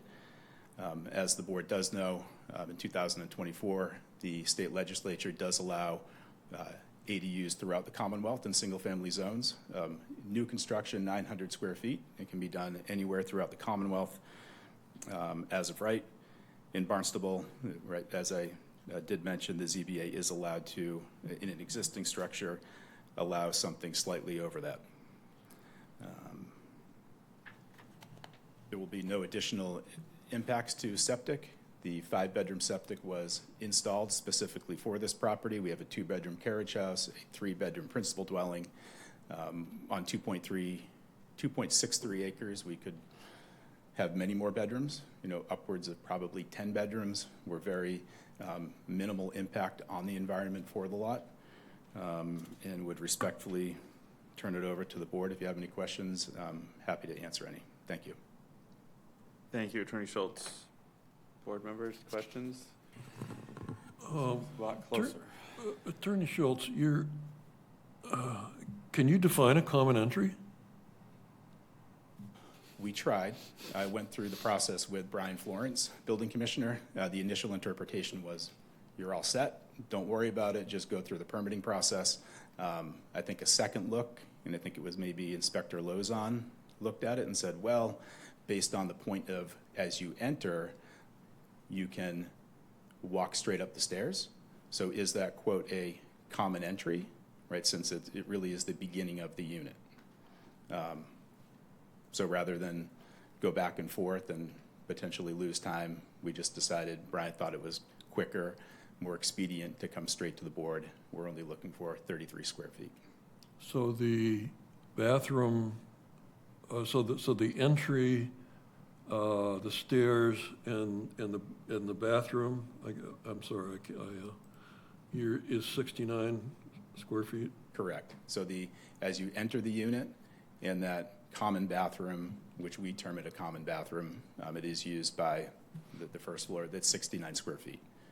But there's a bathroom upstairs. There is. I didn't agree with the interpretation, but rather than argue and beat my head against a wall, I just decided to bring the application to the board.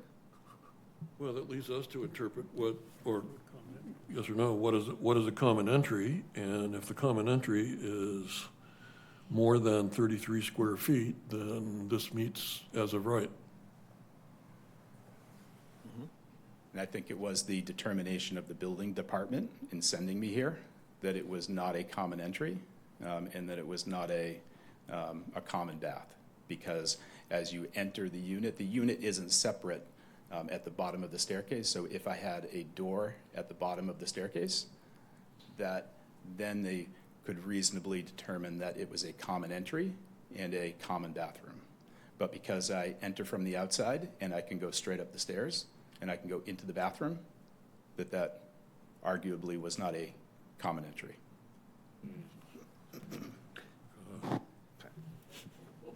But is there access from the rest of the garage to that common area? There is. And I did make that presentation and letter to the building commissioner. Initially, he agreed, but then there was pushback and said he couldn't make that determination. But I think that's exactly why we do have a little pressure relief valve within the ordinance that does say we have existing structures over 900 square feet. We can come to the board looking for a special permit. And I can tell you and promise you my client didn't want to come, right? The time, the expense, and the delay of the closing, which has already been pushed. Okay, so what do we think? I mean, Manny? I don't think this one's controversial. I had asked Anna to see if she could find a definition of common entry in anywhere, and she couldn't, nor could I, so. On some of these plans, is there a visual of this common space? How do I see what we're talking about? Can I?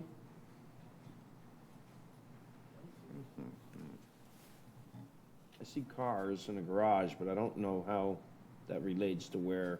It's attached to the last page of Exhibit 1. Your memo? To my memo. Last page, Exhibit 1. Not working.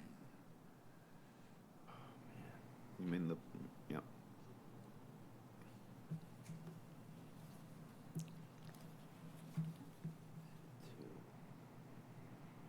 Exhibit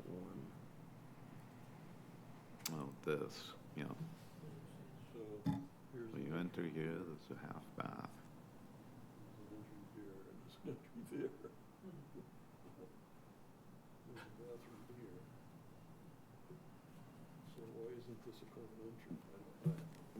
But again, the resolution to that question is whether Oh, or not they yeah, I can think do I this see it. as of right, right, Paul? Yeah. Paul? I mean, I think Paul's feeling that we're making a determination on common entry by making this vote. It's actually page 9 of the submission, I think, shows it. So when you come in from the, I guess that's a side entrance of the garage space, That's correct. and you immediately faced with the staircase on your right, Correct. or the bathroom with Correct. linen and is there laundry there? Yep.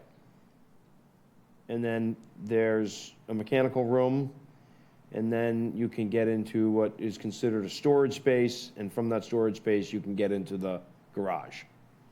Correct. So the storage space is technically the third garage bay. Yep.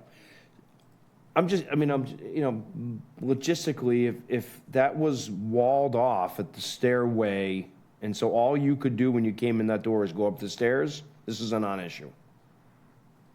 Correct. But you can't do it. So we did talk to a builder. Walling that off and creating so many different, there's no space to even bring up furniture at that point, if someone were to propose to do that. So you're defining a common entry? Am I? I guess so. Yeah, I don't So know. it I don't know. just- I don't know. Yeah, I don't know. That's what I It was. wasn't my intent to, but if that's Well, what I, if you're that's what saying I, you put a wall up there, so there's only one way to go, then you've just described that as a common entry. Well, then it becomes an exclusive entry, right? Well, yeah, there's no common, yeah, but it can't be done. It can't be done. Okay, I mean, it's 33 square feet. Yeah. I mean, Which is why we're here. I know. But I also think that this was the intent, I mean, this structure was built sort of recently, but the intent of council by putting that provision in the bylaw was for things like this, that Correct. clearly, fit the build out of the structure. They're not trying to put something massive there or something, so. All right. So, okay, so we do still need to do public comment here. I believe there was some letters in the file. Weren't there?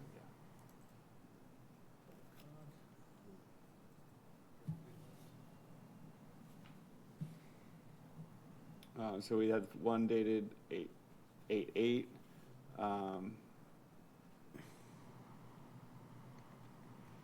From Marvin and Sandra Fredberg in opposition, requesting it to be denied. And we had one from Pete Jones at 218 Little River Road in opposition. I think that opposition was withdrawn, right? Yeah, one of them. Yeah, it's coming, getting there. And then we had a follow-up that was received today, that withdrawing the opposition from P. Jones. Is there anyone here who wants to speak to this? Feel free to come up to the microphone. Oh, I'm Marvin Just say your name and address for the record. Fredberg, 204 Little River Road.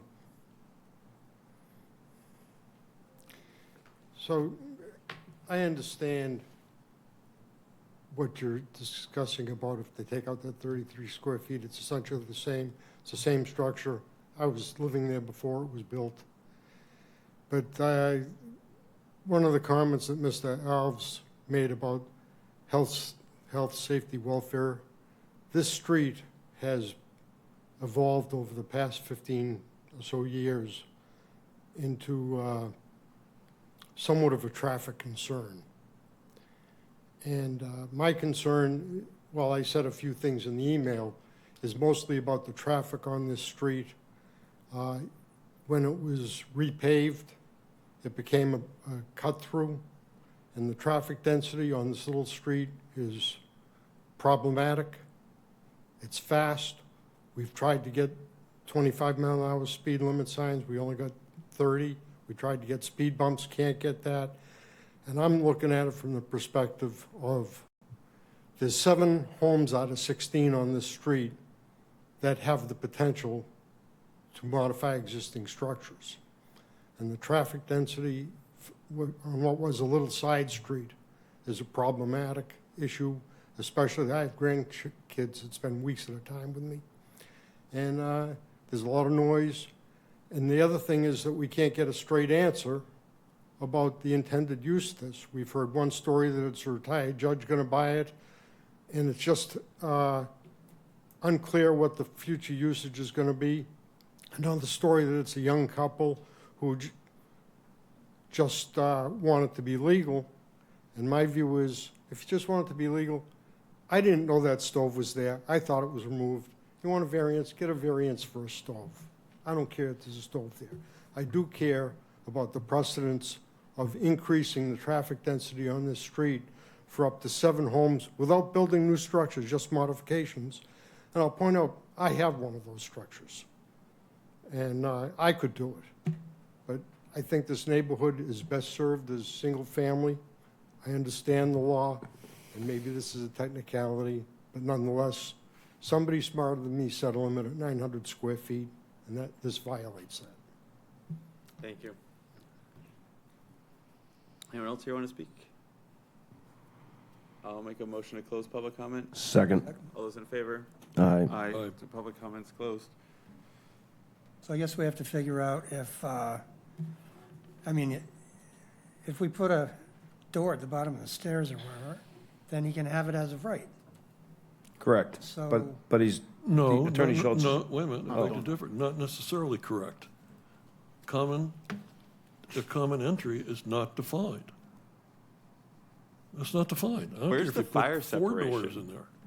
Where's the fire separation between the garage and this, or it's between the far right car? I'm sure. And then It above. was built, that's a building code issue, right? So that, I'm sure that it's a beautiful structure, it's a multi-million-dollar home, that they went through, it has all of the final inspections from the building department.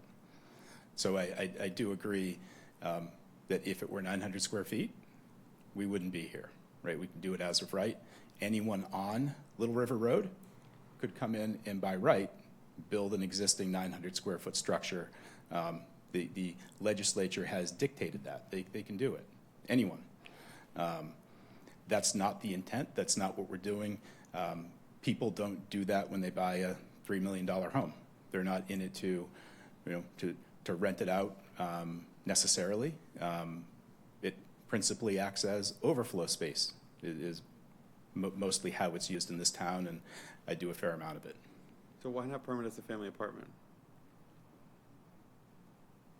Because we have this particular provision as an ADU, and I think that's exactly why this town and the people that enacted the ordinance, they provided this little relief. If we have an existing structure, if it's over 900 square feet, we give it to the zoning board, and is it substantially more detrimental to the neighborhood?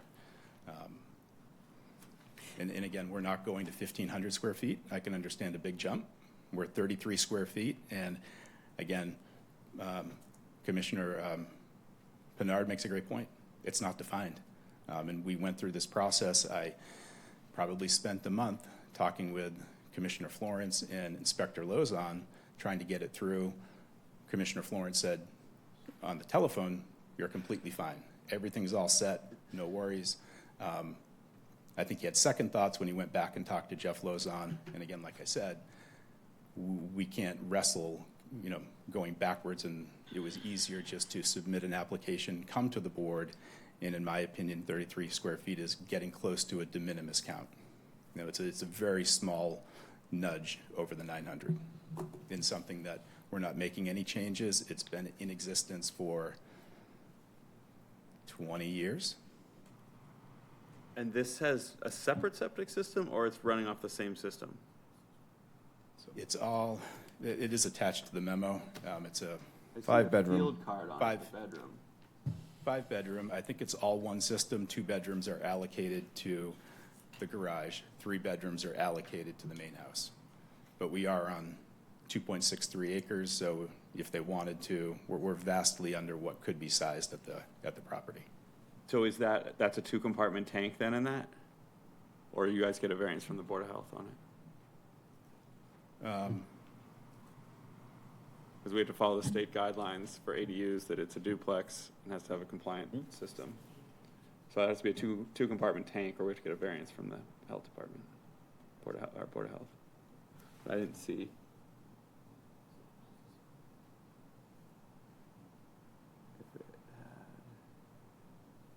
But you can make your decision if, I haven't Yeah, I mean, read that's the gonna be a plans. building But if department they issue, I need to think. go and get, and I've just got one from the Board of Health probably 6 months ago. You put a little filter in it. It's not necessarily they go through and approve it.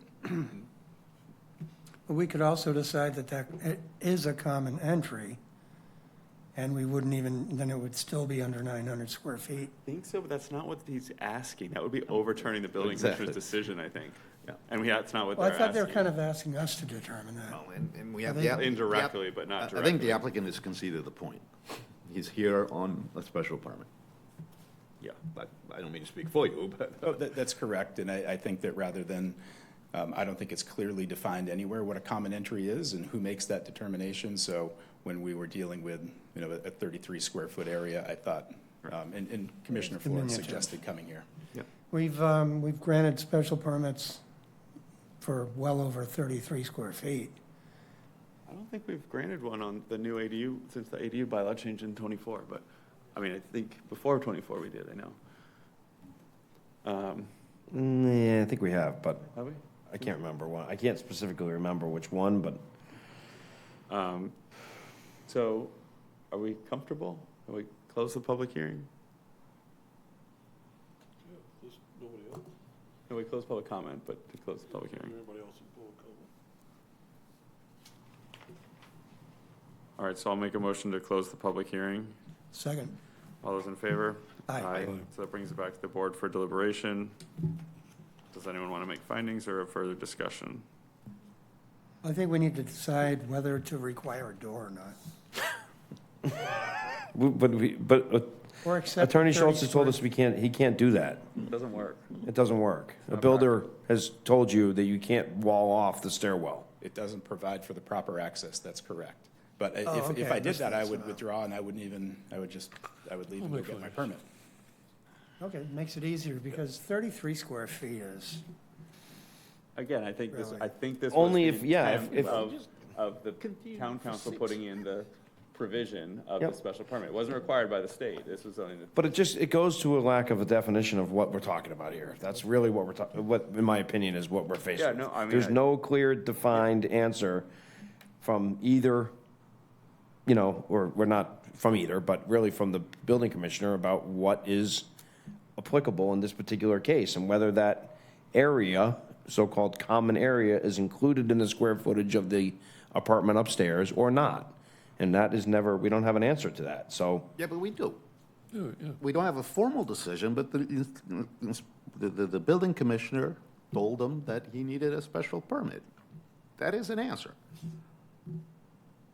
well, didn't he say I it was mean- the easiest way? I think he said. No, it but was, if he'd agreed with us that the common area would bring this below 900, then he would have just given him a permit. So implicitly, Yep, he's saying. you're right, yep. Hey, yep. And I'm not saying that he didn't give us, I guess, but, so is his determination that the common area does now include that square footage? We don't really have that in writing per se, but, Know that it's included within the confines of the ADU.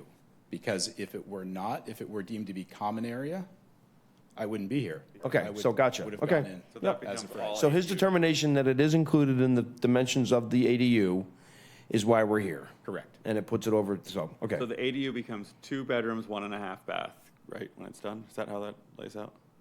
Correct, yep, Because you grabbed that half bath downstairs. And again, this is all pre-existing? that's correct. And these are the exact plans dimensionally that match up, this is from 2001, that match up to what exists today. And your client knows all the restrictions that come with ADU. That's correct. Yeah. I had to have a question regarding that. So with an ADU, does it have to be registered with the town? Not as affordable, but it's a rental. No, but I mean, yeah, but I mean, somebody inspects it, right? To know whether or not they're living in the primary or they're living in the ADU or? Nope, there's no requirement to that regard. We just follow, and it does itemize in section 240, 47.2 what the requirements are.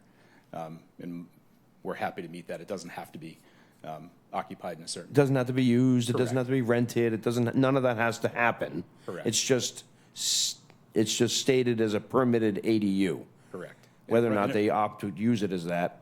Correct. And it runs with the land, right? So that your decision would then flow to. Yeah, it just seems, again, it seems like we're just, the whole thing is just so kind of out of whack because it doesn't, there's no parameters to it. We're going to grant the use of an ADU, but they may not ever, they may just use it as a family apartment. Yeah, it just places. Well, I know, I don't, It places again, a restriction on the whole property though as well, that it couldn't be rented short-term, neither house or ADU could. And you can't have more than two. I know, I get it. Persons. It just doesn't, it seems like we're, yeah, I don't know, I get it. I mean, enforcement's not our Yeah, I know. department. Well, if they decide to rent it, then they have to get the permit through the Board of Health, so. Correct, 100%. Or Health Department. Yep, and I think that, Aaron, going to your point, that the disconnect is family apartment required that family relationship. And so ADUs, when it was enacted, it got away from that. But in essence, the owner is going to do the same thing as what potentially what a family apartment does. Puts overflow, puts other, puts secondary family up there. It could be, yep. Yeah, Yep. yep. All right, Paul, did you want to make findings? Yeah. Go ahead. Okay, I'd like to make findings on appeal number 2026-018, LaRusso. Joseph P. LaRusso and Carolyn H. LaRusso have applied for a special permit pursuant to section 240-47.2, accessory dwelling units, ADUs. The applicants seek to establish an ADU in the detached carriage house, which was constructed in 2007, contains a total of 933 square feet. The subject property is located at 205 Little River Road, Katuitt, Mass., as shown on the Assessors Map 054 as parcel 002-004, is located in the Residence FRF zoning district. I find that the application falls within a category specifically accepted in the ordinance for grant of a special permit. That would be section 240-47.24, allows for an ADU over 900 square feet in an existing structure.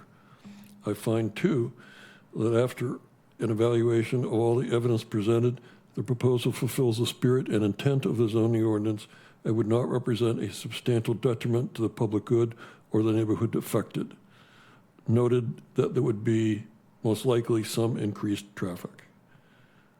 Finding number 3, a site plan has been reviewed and find approval with conditions, even though a site plan review was not required. Those are my findings. Is there a I second that. We've got a second. All those in favor of the findings as presented? Aye. Aye. Opposed? None. Then conditions. There with conditions, again, this applies to a special permit number 2026-018.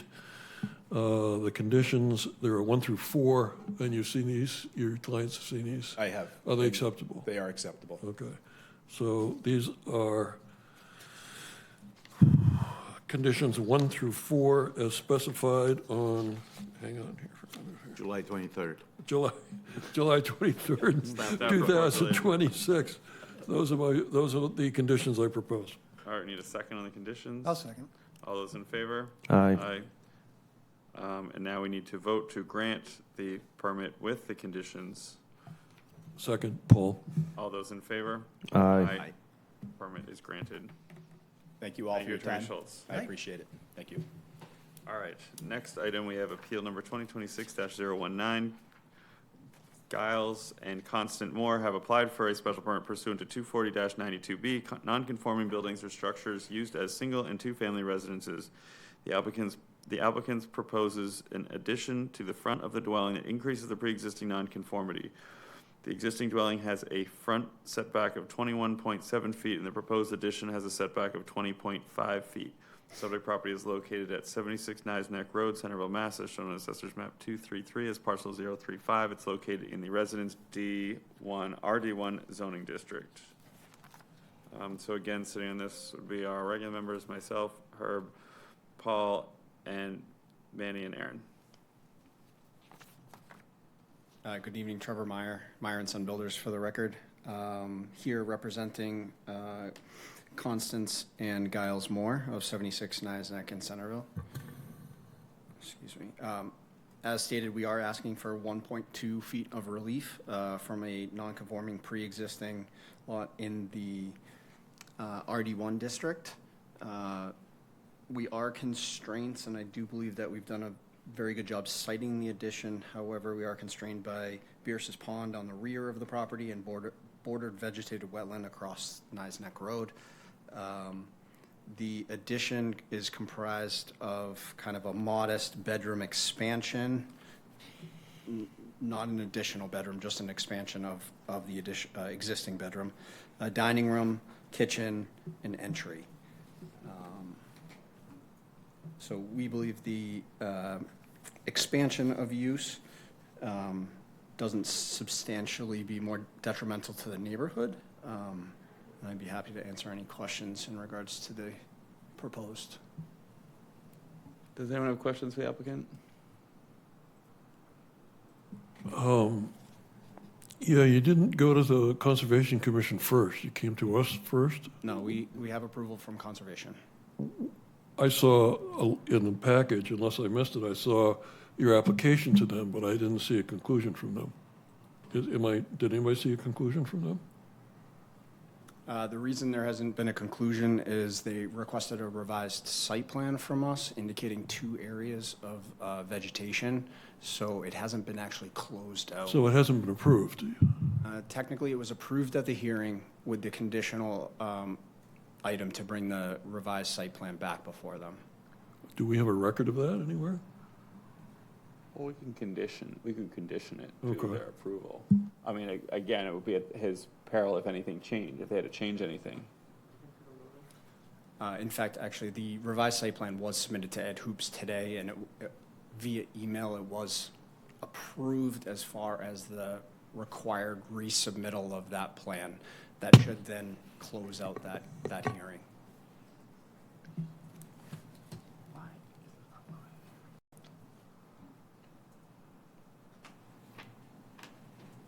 Anyone else have questions? No? My laser feature is being very slow. We did not have. All right, so I'll go to public comment if we don't have any questions. Is there anyone here that wants to speak to this? We did not receive anything that I'm aware of. Jenna, anything? No. Does anyone wants to speak to this? All right, seeing none, I'll make a motion to close public comment. Second. All those in favor? Aye. All right, public comment's closed. Public hearing is still open.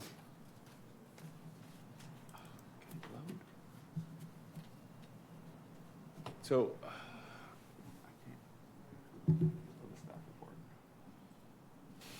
It's almost like after the past 3 appeals, we need to I can't get mine to make load. Does this the internet go down? complicated somehow. Jenna, did the internet stop working? Yeah, I'm not getting any juice here either. Mine? Oh, if it'll work there, will you pull up the staff report, please? I can't see page 2 of it.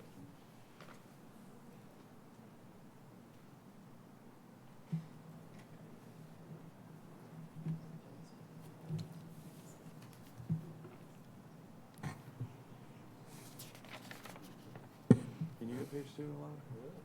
I have a printed version if you'd like it. Sure. Is yours working? Yours is working? There it is. Thank you. So I just want to Is see. Attorney Kendrick still here? No. She's long gone. 7 p.m. was late for her. The reason is that there's a new amendment to Section 6 that I think gives them the right to do this.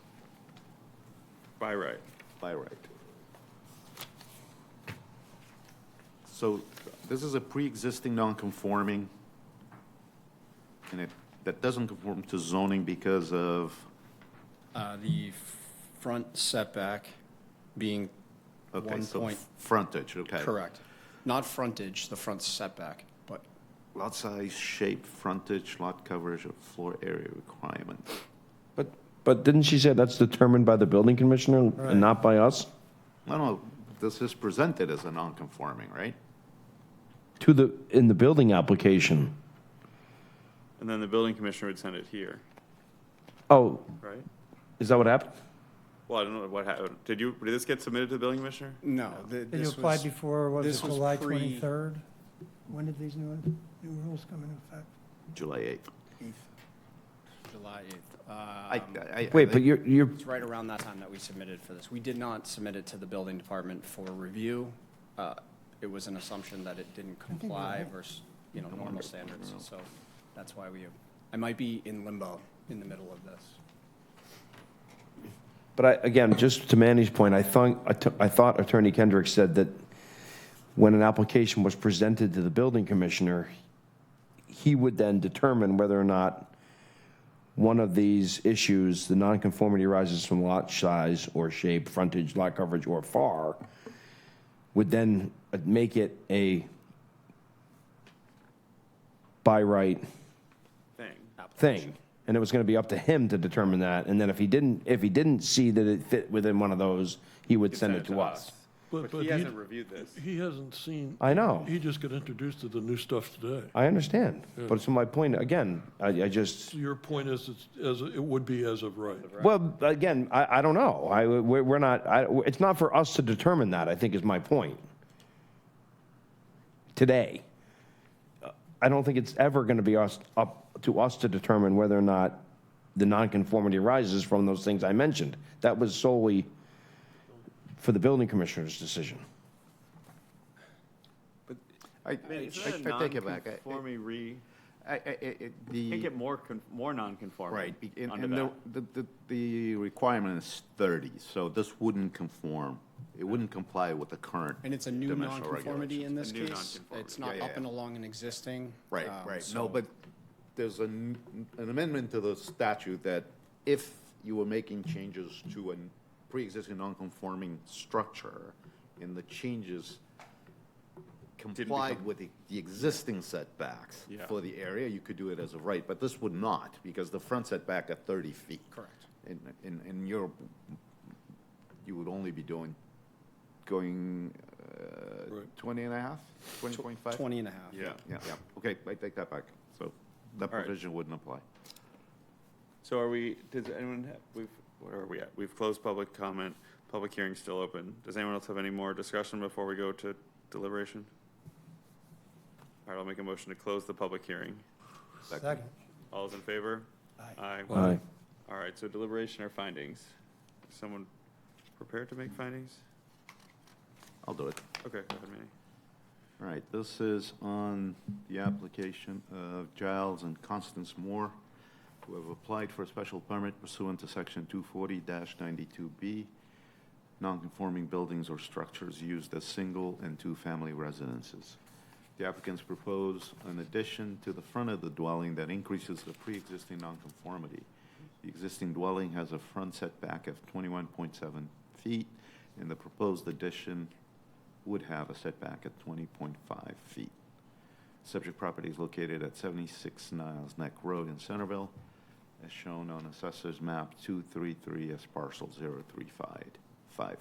Is located in the Residence D1 zoning district. I find that the application falls within a category specifically accepted in the ordinance for a grant of a special permit.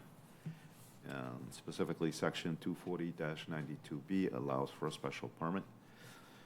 And after an evaluation of the evidence presented, the proposal fulfills the spirit and intent of the zoning ordinance and would not represent a substantial detriment to the public good or the neighborhood affected. Site plan review is not required for single-family dwellings, so that provision is not applicable. Also, under 240-92B, I find that the proposed alteration or expansion will not be substantially more detrimental to the neighborhood than the existing building or structure. Those are the findings. Do I have a second?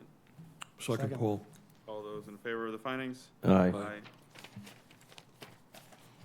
In conditions, have you reviewed the conditions outlined in the staff report? If I could see them either up there or get my copy of the staff report back, just so I can Yeah. make sure. Sorry.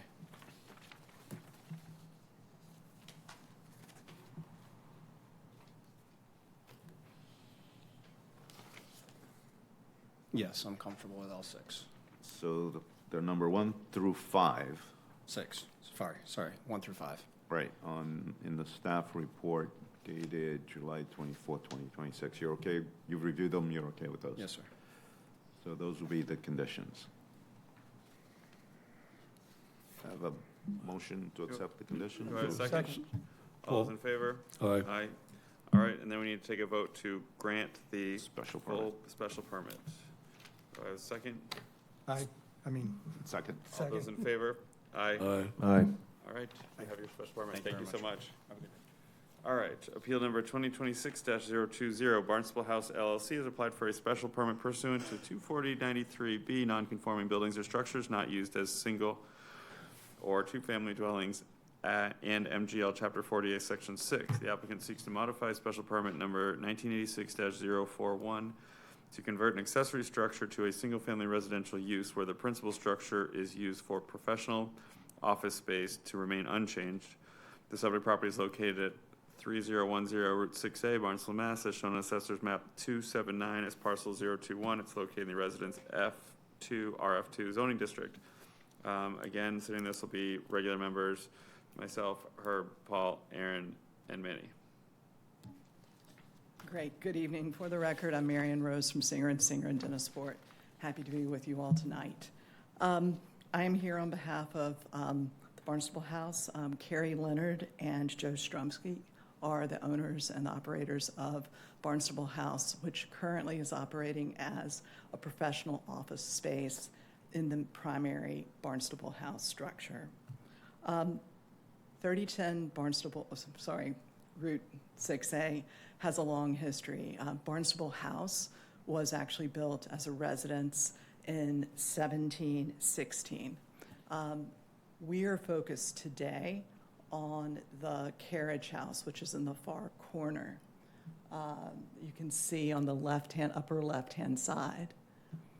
And that has been used, it's not quite as old as the Barnstable House, but it's well over 75 years old, we believe. And it has been used as storage space in support of that professional office use.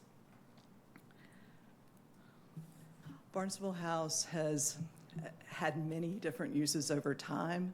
And looking back at the special permits granted here, it's been a Swedish smorgasbord in the 1960s. It was a failed restaurant in 1986 when the permit that's at issue here was granted. The use was changed from that restaurant use to professional office use. The professional office use would not be a use that would be otherwise allowed because this is in the RF2 zoning district. It's a residential use only in this district. But it's allowed by special permit because of the interest in allowing for a use that would make this historic home viable, and it's viable as a professional office space. We can look at the site plan. I think we've got the existing condition site plan before us. The lot is pre-existing non-conforming as to lot size, and I'll focus on the carriage house. The carriage house is pre-existing non-conforming. It's a little bit hard to see, but you can tell it's crammed up in that corner. On the left-hand side, it's about 3 feet from the sideline, and in the back, it's about 3.5 feet from the sideline. It's also in a flood zone. So the work proposed is intended to convert the carriage house into a residential structure. This would not be allowed if we did not have that prior special permit. But in talking to Brian and Florence, because there's a special permit, you all have the discretion to modify that special permit and allow the residential use. We also had, Matt Eddy was the person reaching back and forth with him, and in discussions, I'm told that Brian Florence called it a no-brainer. But it's really your decision versus his here. But the reason he said that is because the use that's allowed by right in this district is a residential use. What happens when the use that's here is a commercial use, this professional office use, all of the definitions in the bylaw get extremely hard to parse and figure out. It cannot be an accessory dwelling unit because there's not a primary residential unit here. There's Barnstable House used as professional office space. So what we are asking for is a residential use here. What that means on the site is, if you could go to the proposed conditions. I think you have in your packet photos of the existing structure, the existing carriage house. That carriage house is not going to change in significant ways. There are significant things happening there because it's in a FEMA flood zone. And so we trigger the 50% rule, and so we have to bring it up to a conforming FEMA height. That means lifting the house that's there, and we're told that is doable, and, pardon me, and adding a little bit higher foundation so it's 2 feet out of the flood zone. We have gone through Old Kings Highway for this, and they have approved it. They wanted us to have additional landscaping to screen that higher foundation, particularly in the front. The other thing that's happening here is because it would be a residential structure, you have to have 2 means of egress. Now, if you've been by, you've seen there's barn doors and a door on the side. And so the door on the side would remain, but because the house is taller, that entry is going to have stairs, and they've added a covered shed roof on the side, not facing 6A, so on that side. And you can see that in page 3 of the architectural set that is in part of your package. On the front, there'll be another entry that is like a 30 square foot pad. That's it.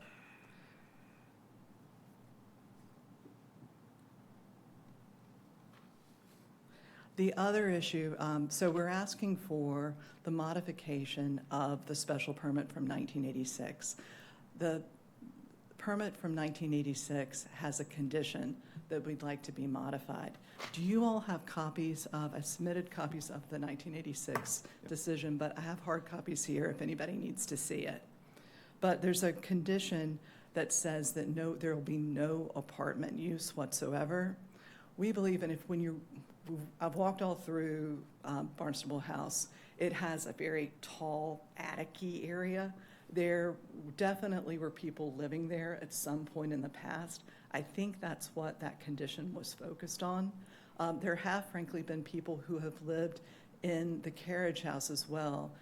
It's pretty stripped now, but you can see that there was plumbing there in the past.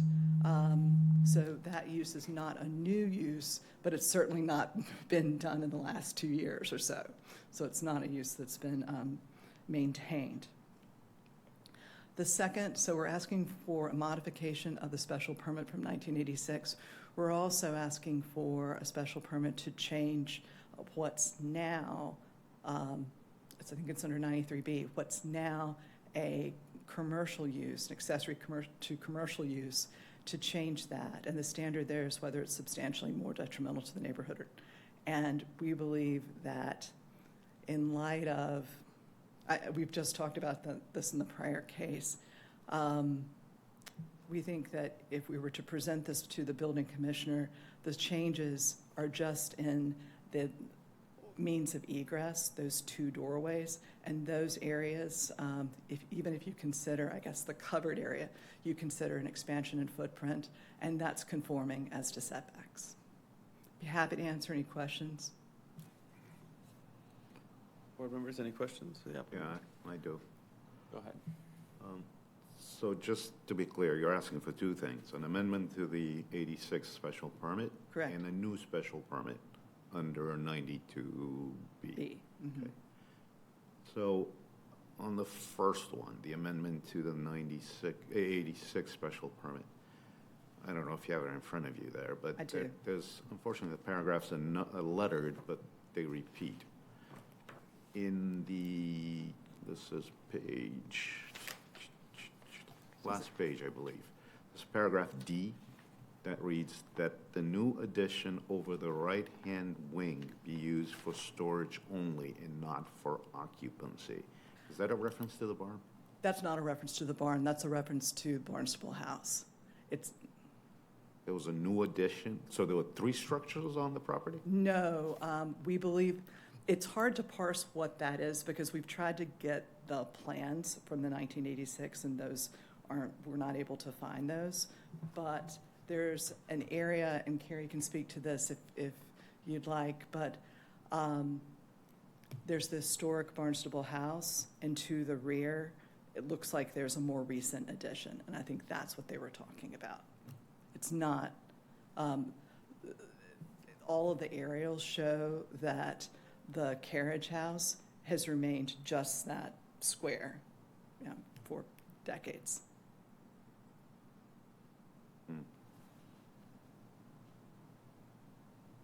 Okay.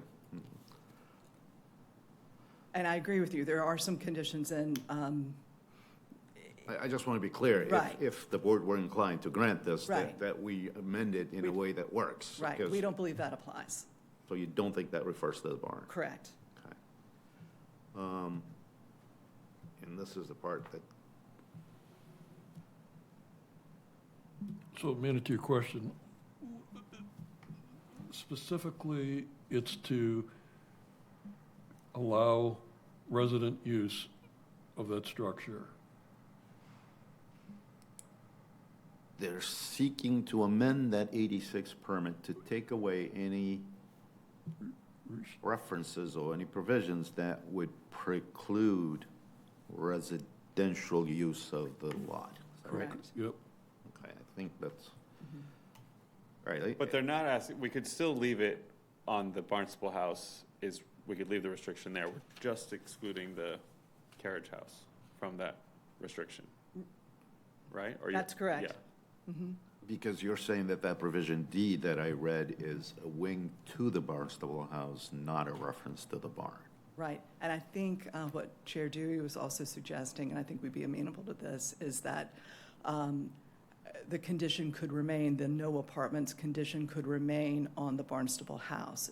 It's solely the carriage house. Or it would not, we prefer it not to So apply. I guess I'm surprised that the 86 special permit makes no reference to the barn. Yeah. I think, well, it's hard to say, but at the time, the Barnstable House was in deep disrepair. I think on the first page. Yeah, I got that. Yeah, they talk about, yeah. Just taking away this eyesore. Right. It was a, right. Yeah, no, I get that. The other piece of this that I guess I'd appreciate your help with is the provision in our bylaws that says, and this is 240-7, unless otherwise specifically provided for herein, within residential districts, only one principal permitted building shall be located on a single lot. How do we Right. get around that? Matt Eddy spoke to Brian Florence about that, and that was the point where he believed that you all would have the discretion, because if there were not a special permit controlling the use here, then it would be a variance because of exactly that, because of the two primary uses that we're suggesting, the residential use and the existing professional office use. But because it's under a special permit, you have the discretion to modify a special permit. And I am arguing that because this is, and Brian Florence agreed with this, he's not going to tell you all what to do, but he said since the underlying only use here in this district is residential, and then converting the barn from a use that was supportive of a commercial use that's otherwise not allowed, and converting it to a residential use, he thought that would be within your discretion here. Everybody follow me on that? It's a little. No, I did. That's the argument. The sum and substance of it is the special permit, if we grant it, will conflict with this. Right. Because we It's a will different have- animal because this is a property where the only use allowed under zoning in the RF2 district is residential. Residential. But it's used for commercial, and it's used for commercial under a special permit. Yeah. So you have a lot more discretion with a special permit. Again, I go back to what you're asking. You're asking for two things. You're asking for an amendment to the 86 special permit and a new special permit. This new special permit, when we issue it, will result in there being two principal permitted buildings in a single lot. That's not allowed. That's how I read this provision. Okay. That would have to be a variance to allow the second permit. I get, I guess heard you, we but were- I guess right. I'm not. I guess we went to the person who's supposed to interpret zoning, Yeah. unless there's an issue, then it comes before you. But what he said, and I can pass these out. And But do you understand that? no, maybe I I'm not totally being clear. understand, and that was something that we, and Anna, we went to her after we heard from Brian in this email exchange, and what he says here is,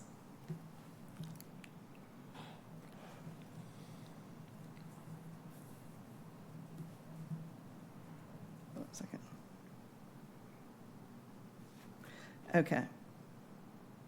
I suggest and would not object or disagree that the ZBA may be able to modify the existing special permit, in which case it would not require a variance, understanding that if it wasn't a special permit, then there would have been a variance filing for two principal uses on a residential lot in accordance with 2247F, Section 1. No, but So we're that's saying- where we got our guidance from. No, but I agree with that.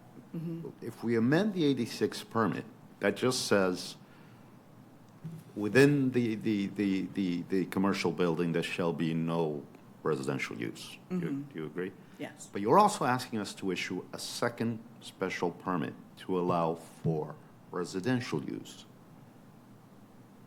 in the barn. No? Or to allow for changes that permit resident, I didn't say that accurately. You're not asking for a use special permit. You're asking for a special permit that would allow changes to the barn to convert it to a residential unit. Do you agree? Am I saying that incorrectly? I think, no.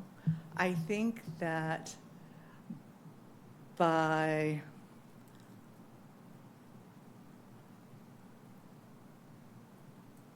I don't think so, because I think that that is the case if there wasn't a special, I guess we're going around in circles. You may have your interpretation of that, but my interpretation of that is because this is under a special permit, you have the purview, you have the ability to allow for the second primary use. That's but what, we just- On the that's what 86 Brian's permit, saying. can we Yeah. not do that on the 86 permit? We just established the 86 permit does not reference the barn. Yeah, We that's can't true. make the changes to permit use of the barn by amending the 86 permit. Right. There's a logical inconsistency here. I'm having difficulty wrapping my head around. Okay. If the 86 permit does not address the barn, What we're saying is if we amend it, is to take any references in it that would prohibit residential use in the commercial space. I guess I would push back on that because what we are here to ask for, we believe that it's that condition potentially, the no apartment condition potentially does apply to the barn. I'm not sure what was in their head when they were writing the conditions, but we're here because we think that's precluding this residential use in the barn, because we think that no apartment condition applies to the entire structure, the entire property, because it doesn't say one or the other.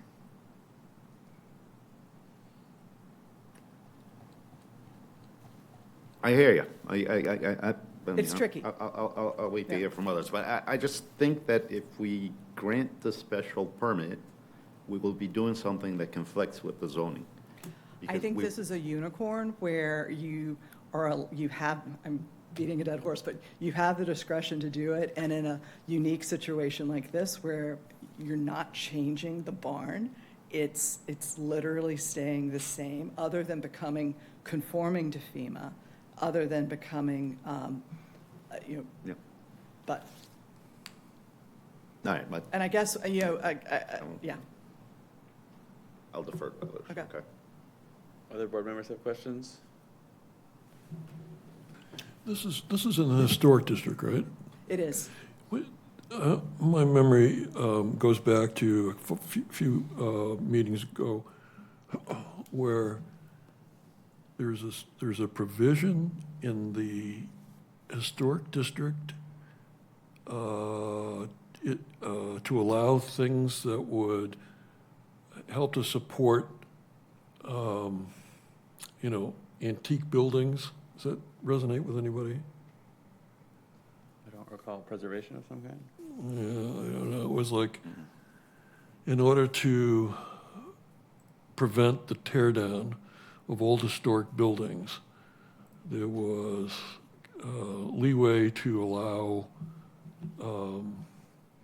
this sort of thing, a separate residential conversion of a carriage house or something like that to a residence, because it was required to support, to make, to sustain the original, the facing primary residence. I remember something. I don't think it was a conversion, I think it was a residence, and it got divided into many Well, put your, residences. I can't hear you. Put your speakerphone on here. I think it was a residence, it was a captain's I house. Pull that can't hear. closer, so it's on the, pull the. Yeah. I think it was a captain's house, and it got subdivided into additional residences from one house. Was that the bed and breakfast? Yeah, Right, Yeah, it was yeah. I bed think so. And breakfast. it had a similar little Right, barn carriage yeah, house thing or something. right. And they wanted to use the carriage house for a residence. Yeah, not a room in the bed No, and breakfast. Or right. And was a the residence. reason was or the justification was to support, there was some ordinance or something that allowed that, based upon the need to preserve these antique houses. I'm making this up. Do you remember this? Anybody? I do remember it vaguely. It was a similar layout of a large structure and a small structure. I remember that, but I think that was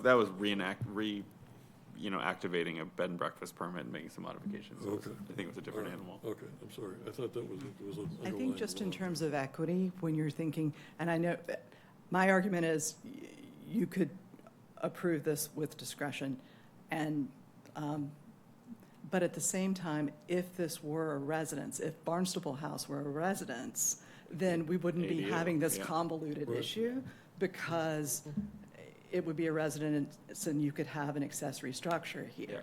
And so that again, I mean, this is not something you're going to come against every day, and it's not a variance, because we're under this, according to Brian Florence, you're under this special permit where it could be granted. I guess if you all denied it, then we could come back and ask for a variance on this. But, Which is a low bar now. well, it's quite it takes some time, and it's not a given. I don't waiting think, I all think day you to all say have that. a lot more power than you think. But that's where we're coming from. And I hate to harp on this, but the provision that you're asking us to strike from the 86 special permit reads, "No apartment use whatsoever be made of any portion of the premises." It's not talking about the lot. It's talking about the But building. that's not, but Manny, that's language that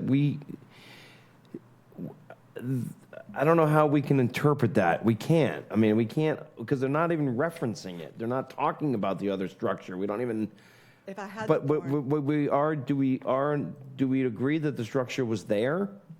It shows on GIS, it was there, going back to the 30s. Right. So it was definitely there before. No, but that's I almost feel like this is a two-stage thing almost, that we amend the special permit in 86 and we go away. And then you present to building your plans to alter the carriage house and see how that then goes.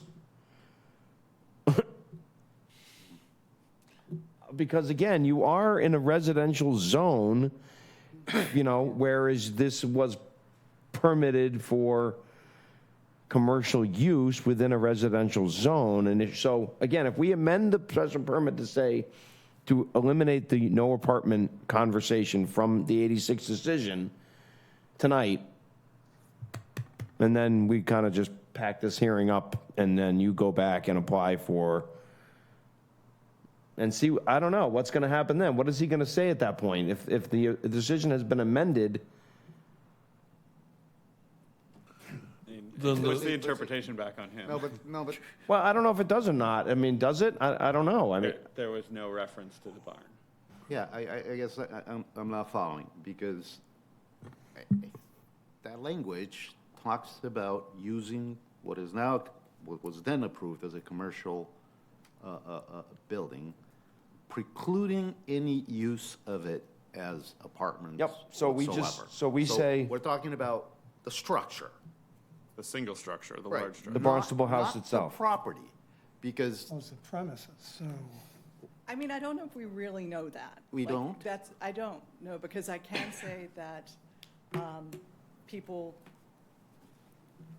have been living, or people have lived in the carriage house before. I've seen the plumbing for the carriage house. yeah, but that's, again, I certainly appreciate that, but it's sort of irrelevant. I mean, Yeah. that's not helping us. What, Manny, are you afraid that if we amend the 86 permit to say, to eliminate that language, can't we amend it to say that residential or apartment use is permitted in the carriage house structure alone and not in the Barnstable house itself? So that then we're protected in the sense they're not going to then convert the entire structure into apartments.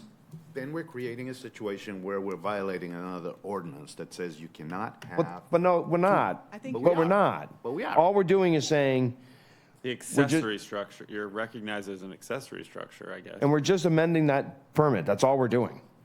And then they take it back to the building commissioner at that point and say, we have now a modified special permit from 1986 that says nothing about, or it says only apartment use is not allowed in the Barnstable house itself, but in the accessory structure, it would be. And then we see how that then plays out. I mean, because if then it's there, would it be then just by right?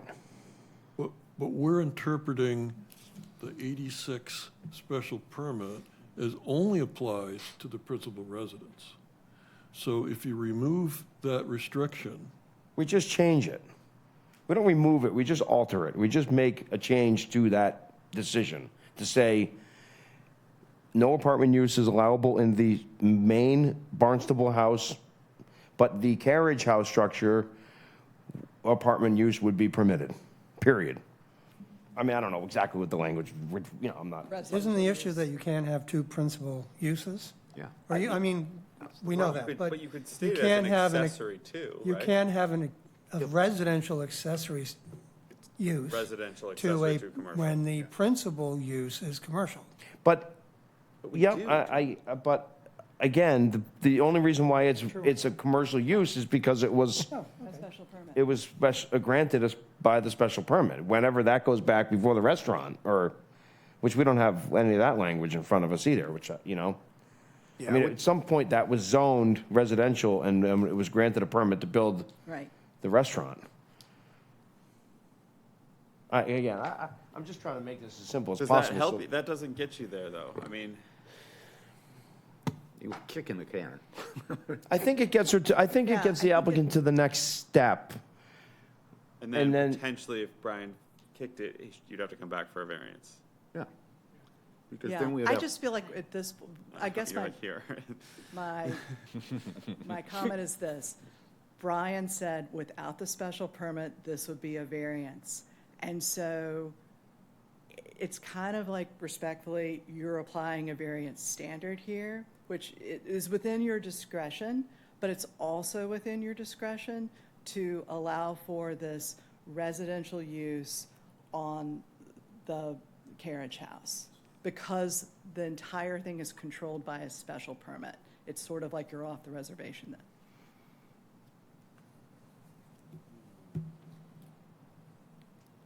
I hear you.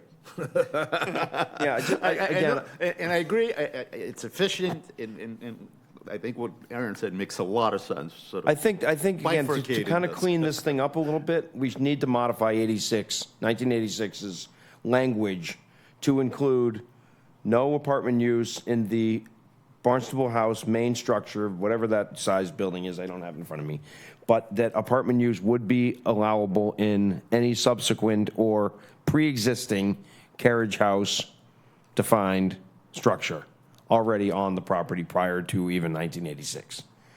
And then we just gotta cut the cord at that point, and then, again, I don't know if then, and then it becomes potentially by right, I guess, if that, I don't know. Yeah, Manny, I don't know. I hear what you're No, but saying. I We're always like subject to the a idea of special permit. bifurcating them. Right. I think that Right. makes some sense, because I think we need, and I hear you, we're reading tea leaves, we don't really know what that language means, like that reference to the no occupancy on the wing. Right. But I think amending the 86 to make it clear that there can be no residential use of the property that was permitted as commercial. Okay. What if Yes. we, That's, what if we did allow, what's that? what if we did allow residential use? On the whole thing, just On the whole removed it and thing. let it go. Say again? I'm sorry, Paul. Just modify it to say, go ahead, have residence, just take it out. Then we run into that other provision of the No, ordinance. We have no, two no, permitted uses. No, But then they've they could chosen- do, But they have their primary principal uses, because mixed use isn't It's allowed. commercial, right. All right, let's go to public comment, because there's people here from the public, I think they want to speak, and that might help us get further here, because we're still, the hearing's open.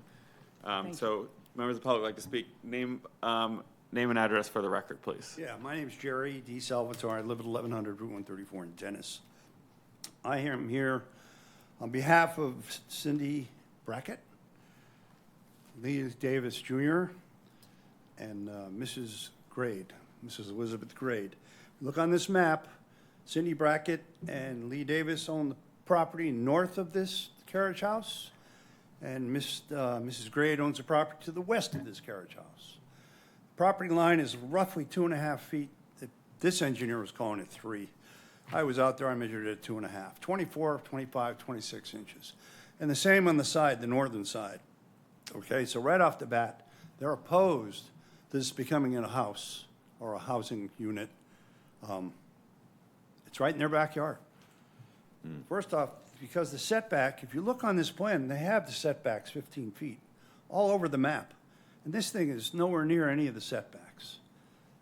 This place hasn't been used as residence for 60 years. 60 years, okay? And then, this building's on wetlands.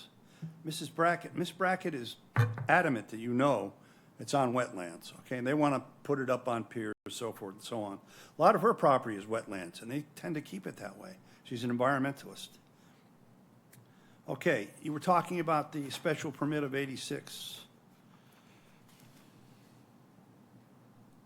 that no apartment use whatsoever be made of any portion of the premises. Doesn't say the building, it says the premises, the whole kit and caboodle. Let me go on. Zoning. No residential use shall be allowed on commercial premises. It's rule number 9, I think it is in your zoning. And then the last thing we want you to know about is Crocker Lane right there. I'm sure we're gonna hear that, oh, it's not a big deal about the distance, the setback. It is a big deal about the setback. Crocker Lane is on paper a 40-foot right of way. In reality, it's a stone driveway. It goes to the house out back. That's all. That's the, Ms. Brackett wanted to make sure you all knew this. Ms. Grade wants to make sure you all knew this, and Mr. Davis wanted to make sure you all knew this. I got grabbed to do this at the last minute. So if you have any questions for me, we've gone over this and over this and over this. We've tracked down people that grew up on the properties. And the last time anybody lived in that carriage house was the Svensons, or Swansons. They're not even sure who. And it was in the early 60s. And nobody's lived there ever since. Okay? And there's been a lot of work done to that building to make it look nice. But it didn't look as nice as it does until just recently. All right? It's not all that great. All right, that's what I have for you. Thank you. And Thank you so much. They are opposed. All right, everybody got that? They're opposed to this. The abutters are opposed. What, excuse me, a question? Make sure your mic's on. A question, the 40-foot, did you say right-of-way Crocker. or easement? Runs right up alongside of that property. See, Left side. see on the very left-hand side of that photograph, it says Crocker Lane. On this side here? Keep going, keep going. Nope, go over the lines, more to your left. See, now come down, and you'll see it says Crocker Lane, Okay, good. okay? That could be construed to be a big wide area buffer, but it's not. There's trees along the other side of it, and it's a driveway.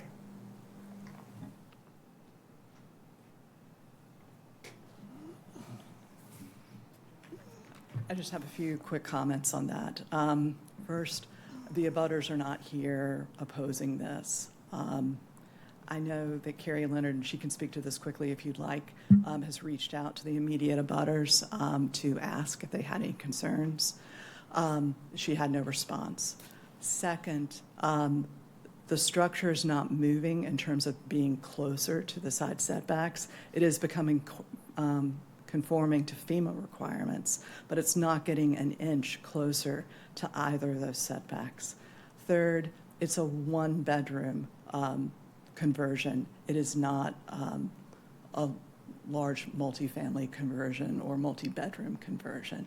So it would be, we believe, limited impact in terms of impacts on neighbors. If you look at the architectural drawings, you'll see there are windows on the side currently, I believe, and those are going to be taken out for the staircase going up. So there's not even an impact on the left-hand side for that. That's it. Carrie, would you like to say anything? Wait, so when you said left-hand side, that means the back of the building? The side of the building, Facing the abutters, facing the abutters. yes. But there's no windows, correct? Yes. Hi, my name's Carrie. My husband and I own the property. I will tell you that I also happen to be an attorney, but I have no idea what you people are all talking about up here. Like, this is way beyond my bailiwick, so to speak. I look at that site plan and it just gives me a headache. I'm happy to answer your question first, Mr. Alves, about the addition and the storage. So I've been in that building as a tenant since 2004. My husband and I purchased the property in 2012. There is, on the second floor, when they did the addition, as you face the building from the parking lot, so not from 6A, but from the parking lot, back in 1986, there was an addition put on the very left-hand side of the property, furthest from 6A, and it was connected to the main building. There's an attic space that connects the original building to that new second two-floor addition that was put on, and that attic space, I don't know the size of it, but that continues to be used as attic space and has always been used as attic space or storage. I'm surprised to hear that. And that's what you mean is reference as a wing in the Yes, 86? yeah, exactly. I Yep. gotcha. Okay. I'm surprised to hear that the abutters are opposed. When we had the Conservation Commission meeting, this gentleman also appeared at that and said he was not opposed to the project. And he was, I think, at that time, claiming to represent the neighbor immediately to the left, Liz Grade, who I think he's close to. So at that hearing, he said they were not opposed to the project, so that's surprising for me to hear tonight that they are. After that Conservation Hearing Commission, at which we were approved, I reached out to the neighbor to which he's referencing, asking her if she had any concerns, because I would be more than happy to address those and talk with her about them in advance of this hearing tonight, and I received no response. I think, Mr. Webb, what you were referring to as far as removing that condition from the 1986 special permit about no residential unit on the property, my understanding was that by removing that provision, we would be allowed as a matter of right to convert the carriage house to residential because it's a residential district. I say that, you already heard me say I have no idea what you people are doing up here, but that was my understanding. So I don't know if that gets us where we want to be by just removing that provision and, as Mr. Webb was suggesting, possibly saying, directing it to the two separate structures, that there be no residential unit in the main structure, which is a little over 7,000 square feet, but could be residential in the carriage house. I don't know if that gets us where we want to be, as you were saying, or not, but that's what we're hoping to do. Could we convert that to office space and just go under the existing special permit? Maybe. Do we feel, my husband and I feel, that it's important for the character of not only the property, but of Barnstable Village in general, to have more residential properties available versus commercial? We do. And years ago, when we first proposed this, or first started talking about this and talking to neighbors about it, specifically the Barnstable Village Association, they wanted that property to be residential and not commercial, because they felt that the commercial space in the village was kind of overtaking the natural or historic residential character of the village. So that's one of the reasons why we would like to make it a residential, is we are hoping to preserve that character of the property and of the village itself. I can tell you that my husband and I are very committed to the historic district and the history of that building and maintaining and preserving the history of that building. We, as Mr. DeSalvatore mentioned, we put a lot of money into that carriage house 2 summers ago just to keep it from falling down. Because it was becoming so dilapidated. The windows were broken, raccoons were getting in, birds were getting in. It was just falling apart, and it looked terrible. So we spent a lot of time and money recreating that and renovating that to its original historic character, because we don't want it to be an eyesore as you're driving down 6A, but more importantly, because we are committed to the history of that property. It's very important to us.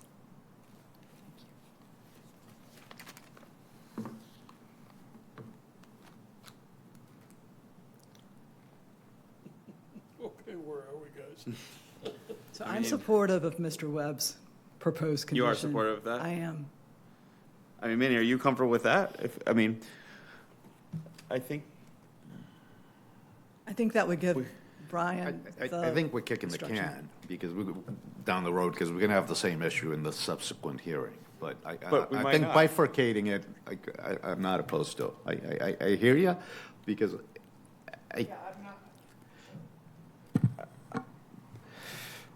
It's again, I look at the overview on Google Earth, and no offense to anyone, that would live there, but it's it looks very commercial, right? I mean, it's a parking lot with a carriage house on it. I mean, it's not But that's besides the point. I'm just thinking out loud to myself.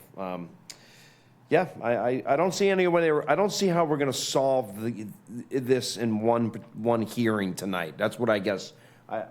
So I feel like if we can move it past this point, or where we're hung up on a decision from 1986 that unfortunately just doesn't give us a clear picture of what was sort of intended with this particular structure that was pre-existing on the parcel, that this would hopefully potentially give the applicant either a by right use or work with Brian, the building commissioner to work through it.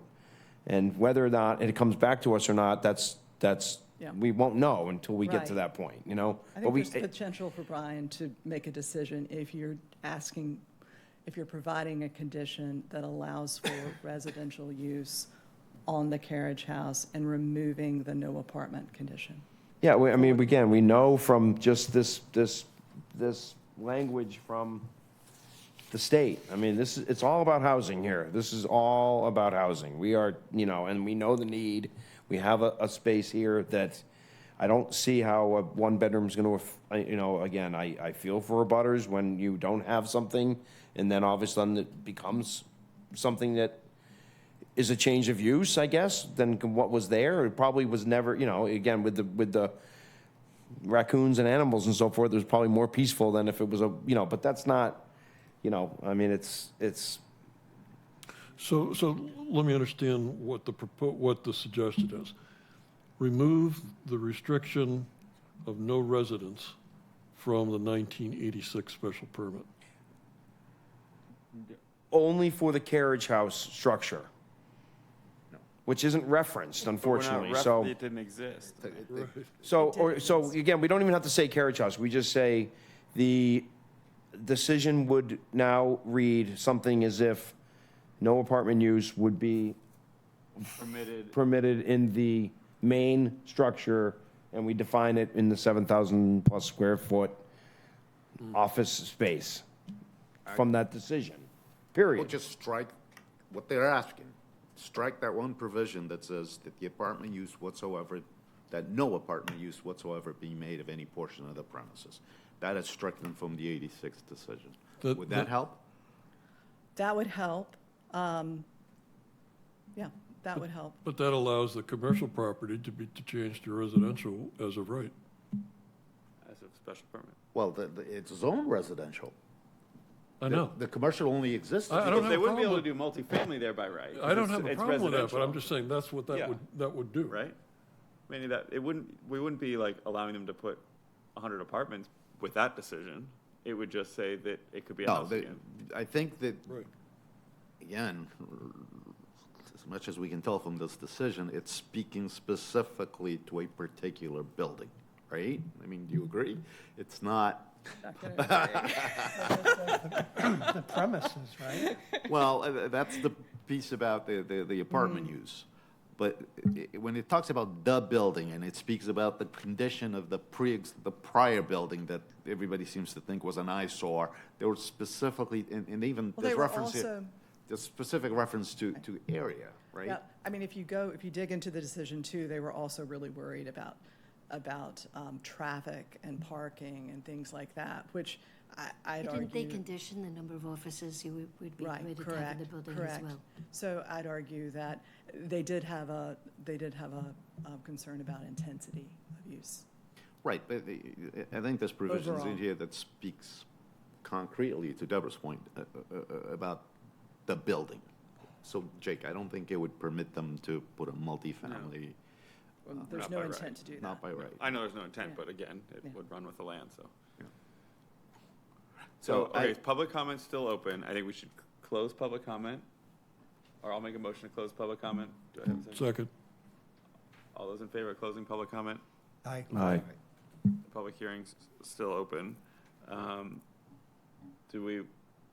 Aaron sort of crafted a proposal here. What? I've heard two conditions. There was one saying no apartment use in the Barnstable house. So we could But there was- modify that condition to just say, the current one that says no apartment use in this larger structure, I guess, and then that would leave it open-ended, Could you or add we another could strike the sentence whole saying, thing. right, Yeah, could you but- add another sentence saying, and residential use allowed in the carriage house? It looks under the decision on A, when you get on, I'm not sure what page this is, it looks like, There's a proposed condition in the staff report that would be, it says that no apartment use whatsoever be made of any portion of the premises. So we alter that to say that no apartment use whatsoever be made of any portion of The main Main the main structure. Or, I mean, We- are we running afoul, though? Right. can we look at the proposed condition from the staff report? The proposed condition number 1.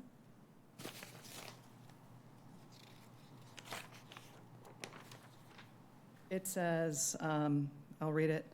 Special permit number 2620 is granted to Barnstable House LLC pursuant to 24093B, nonconforming buildings and structures not used as single-family or two-family dwellings, and MGL, Chapter 40A, Section 6, to modify the special permit from 1986 to convert an accessory structure to a single-family residential use where the principal structure is used as professional office space to remain unchanged. Boy, I wish we had read this from the get-go. Perfect. I mean, we can all go home now. This is exactly what. I can't vote for that. That is exactly what I think is wrong with this, because that gets us to the second part. I thought you were willing to bifurcate it. If you agree to that, I mean, Okay, wait, let me you hold give on, him let the me hold special permit, and, again, I go back to the two things. No, I don't, Amend- I'm not, amend no, no, 86. I'm sorry. I like the language where it talks about, I want to put this language into the modification of the 1986 special permit. But you're still running afoul there.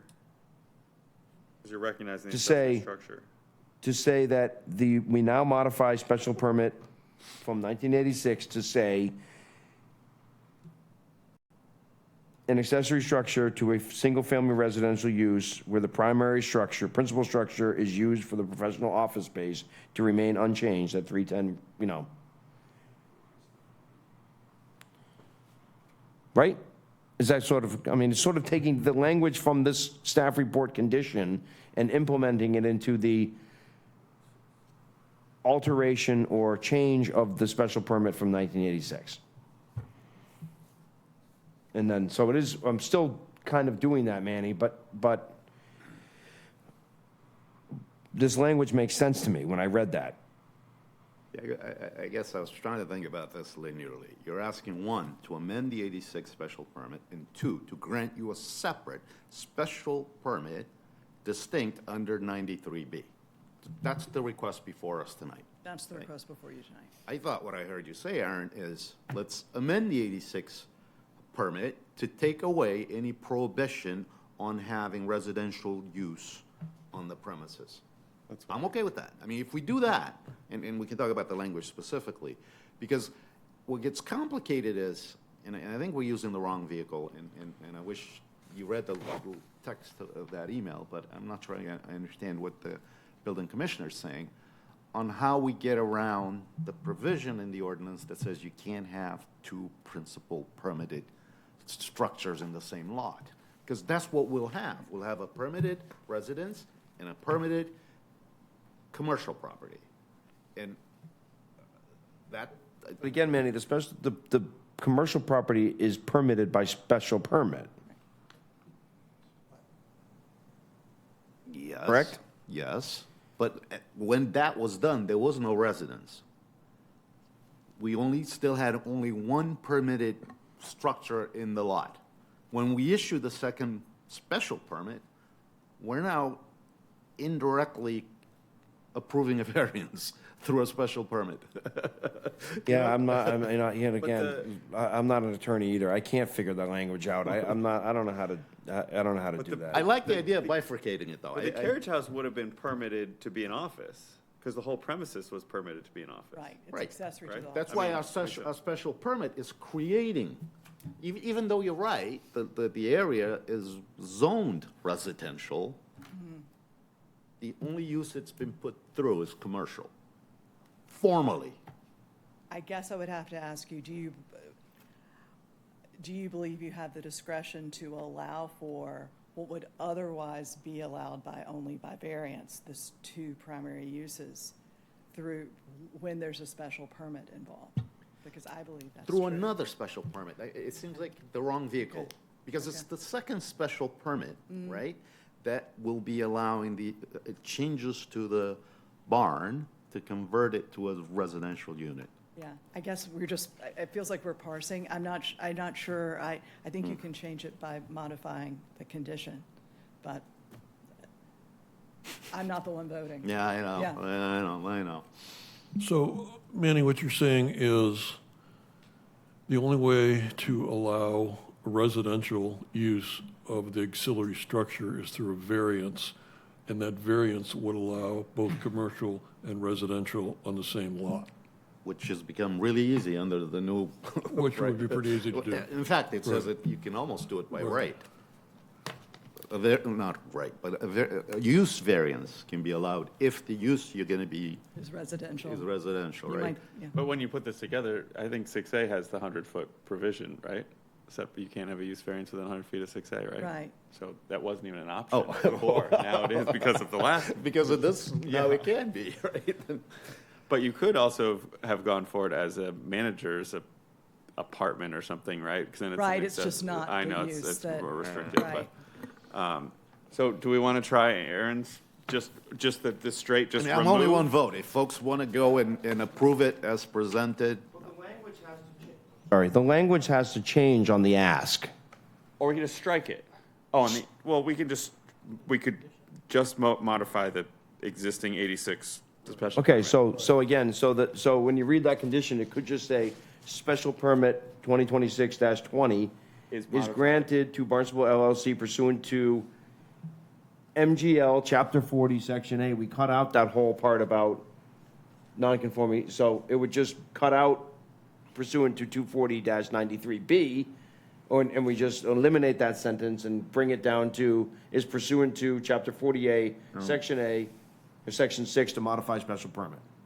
We'd be No. striking A. no, 93B and all that refers to the barn. That's that's a changes to a existing non-conforming. I know, but again, it's not, but if we're gonna bifurcate it, we're just taking the changes out to the barn right now. We're not dealing with the changes. Can we put up the 1986?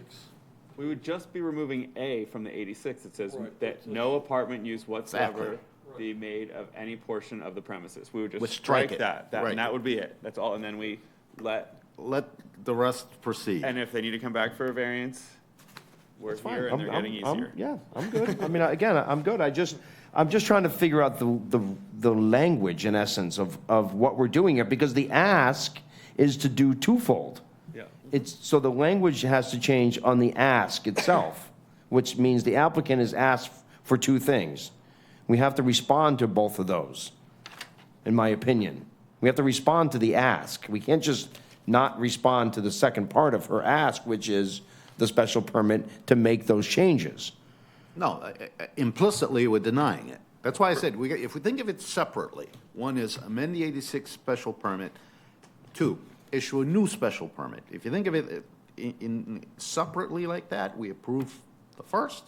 We technically are saying the second piece, we need input from the building commissioner. Well, that's why maybe again, I don't want to deny that, because then that might open up a whole new can of worms. So maybe it needs to be Is it the best thing continued. to continue it? I mean, can't imagine it, but But she doesn't have a decision then to go to the building commission. Right.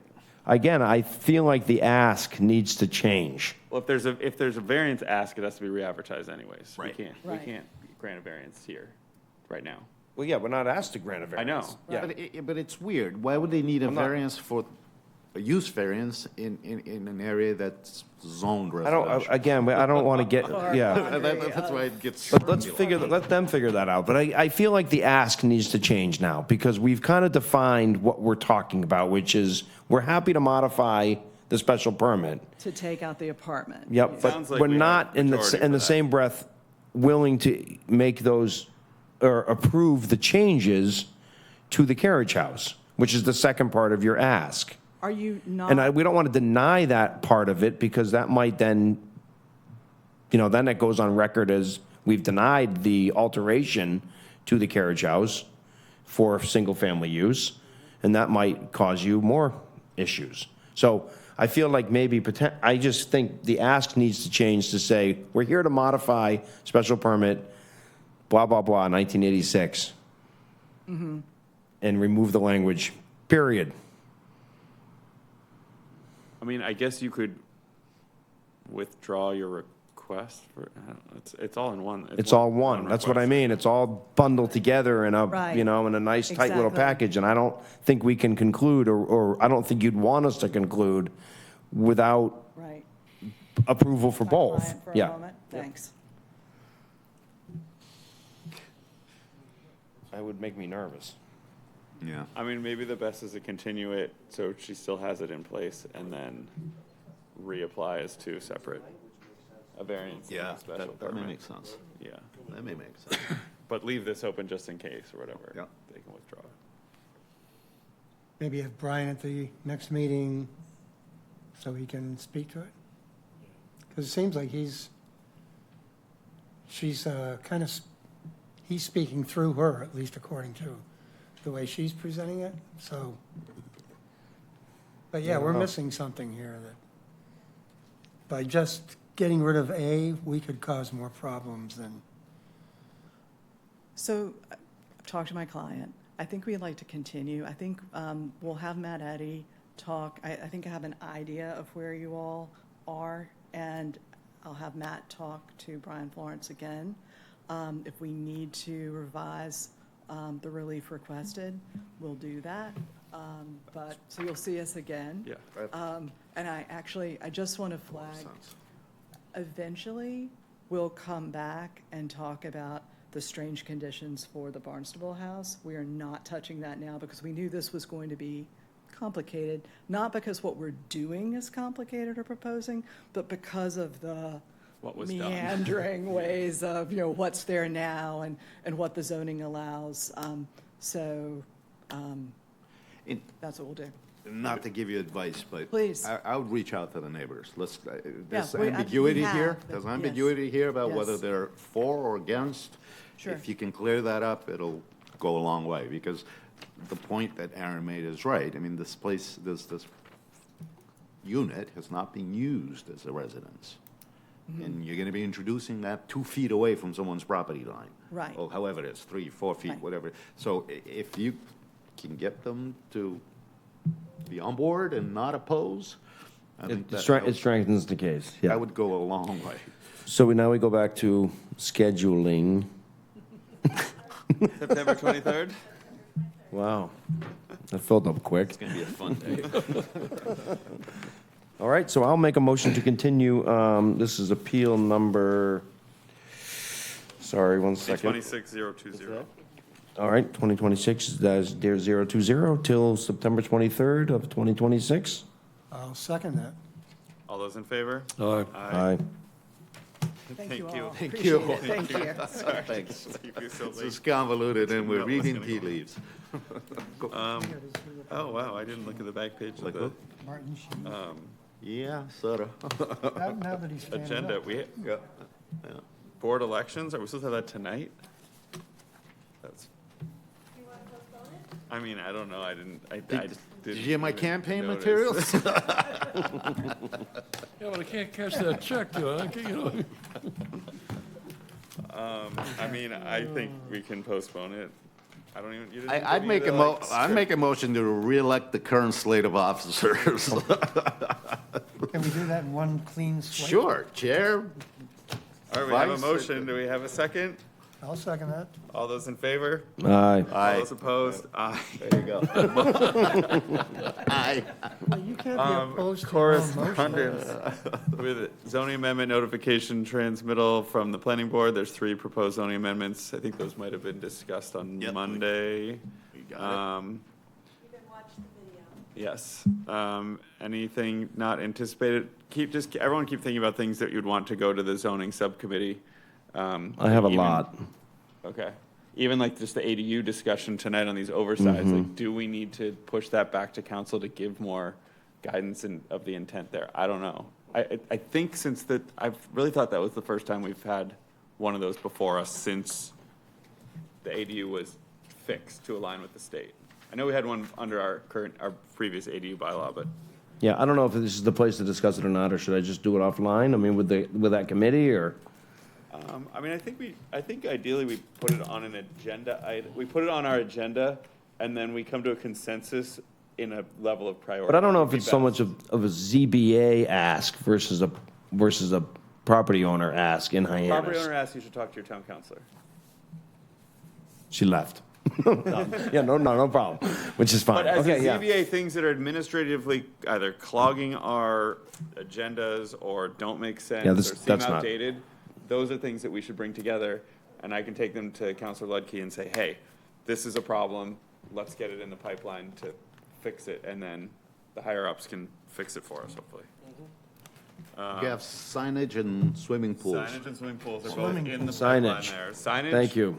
They thought was gonna be a quick and it was gonna make it move in, and then it was realized that's a little It bit- never is. Signage is huge. So let's certainly come to some, Yeah. again, we're not bogged down by signage. No, it's just messy. It's old. It's messy Like, and old, We haven't yeah. caught up with Yeah. current times. I mean, Correct. still that Jeep dealership with the. Although- I get, Yeah, they didn't want. They don't. We don't want roof lights going up the ridges of roofs, but it was referencing. I don't know materials they don't use anymore. LED isn't even referenced. In Although our the sign. changes to the variance standards True. maybe solving it for us. Yeah. We end up getting stuck with having to discuss these variances these here. antiquated, Yeah, to try to sign interpret bylaws. it. We're trying to Yeah. interpret what the intent was. That whole chapter needs to be revisited. How about defining common entry? Yeah. I feel like that's a building code All issue. right. All right, so upcoming hearings, we are all online. We'll see each other never soon. August 26th, 2026 online, September 9th, 2026 online, and September 23rd, 26 online. I'll make a motion to adjourn. Second. All those in favor? Aye. Aye. Thanks, We are David. adjourned.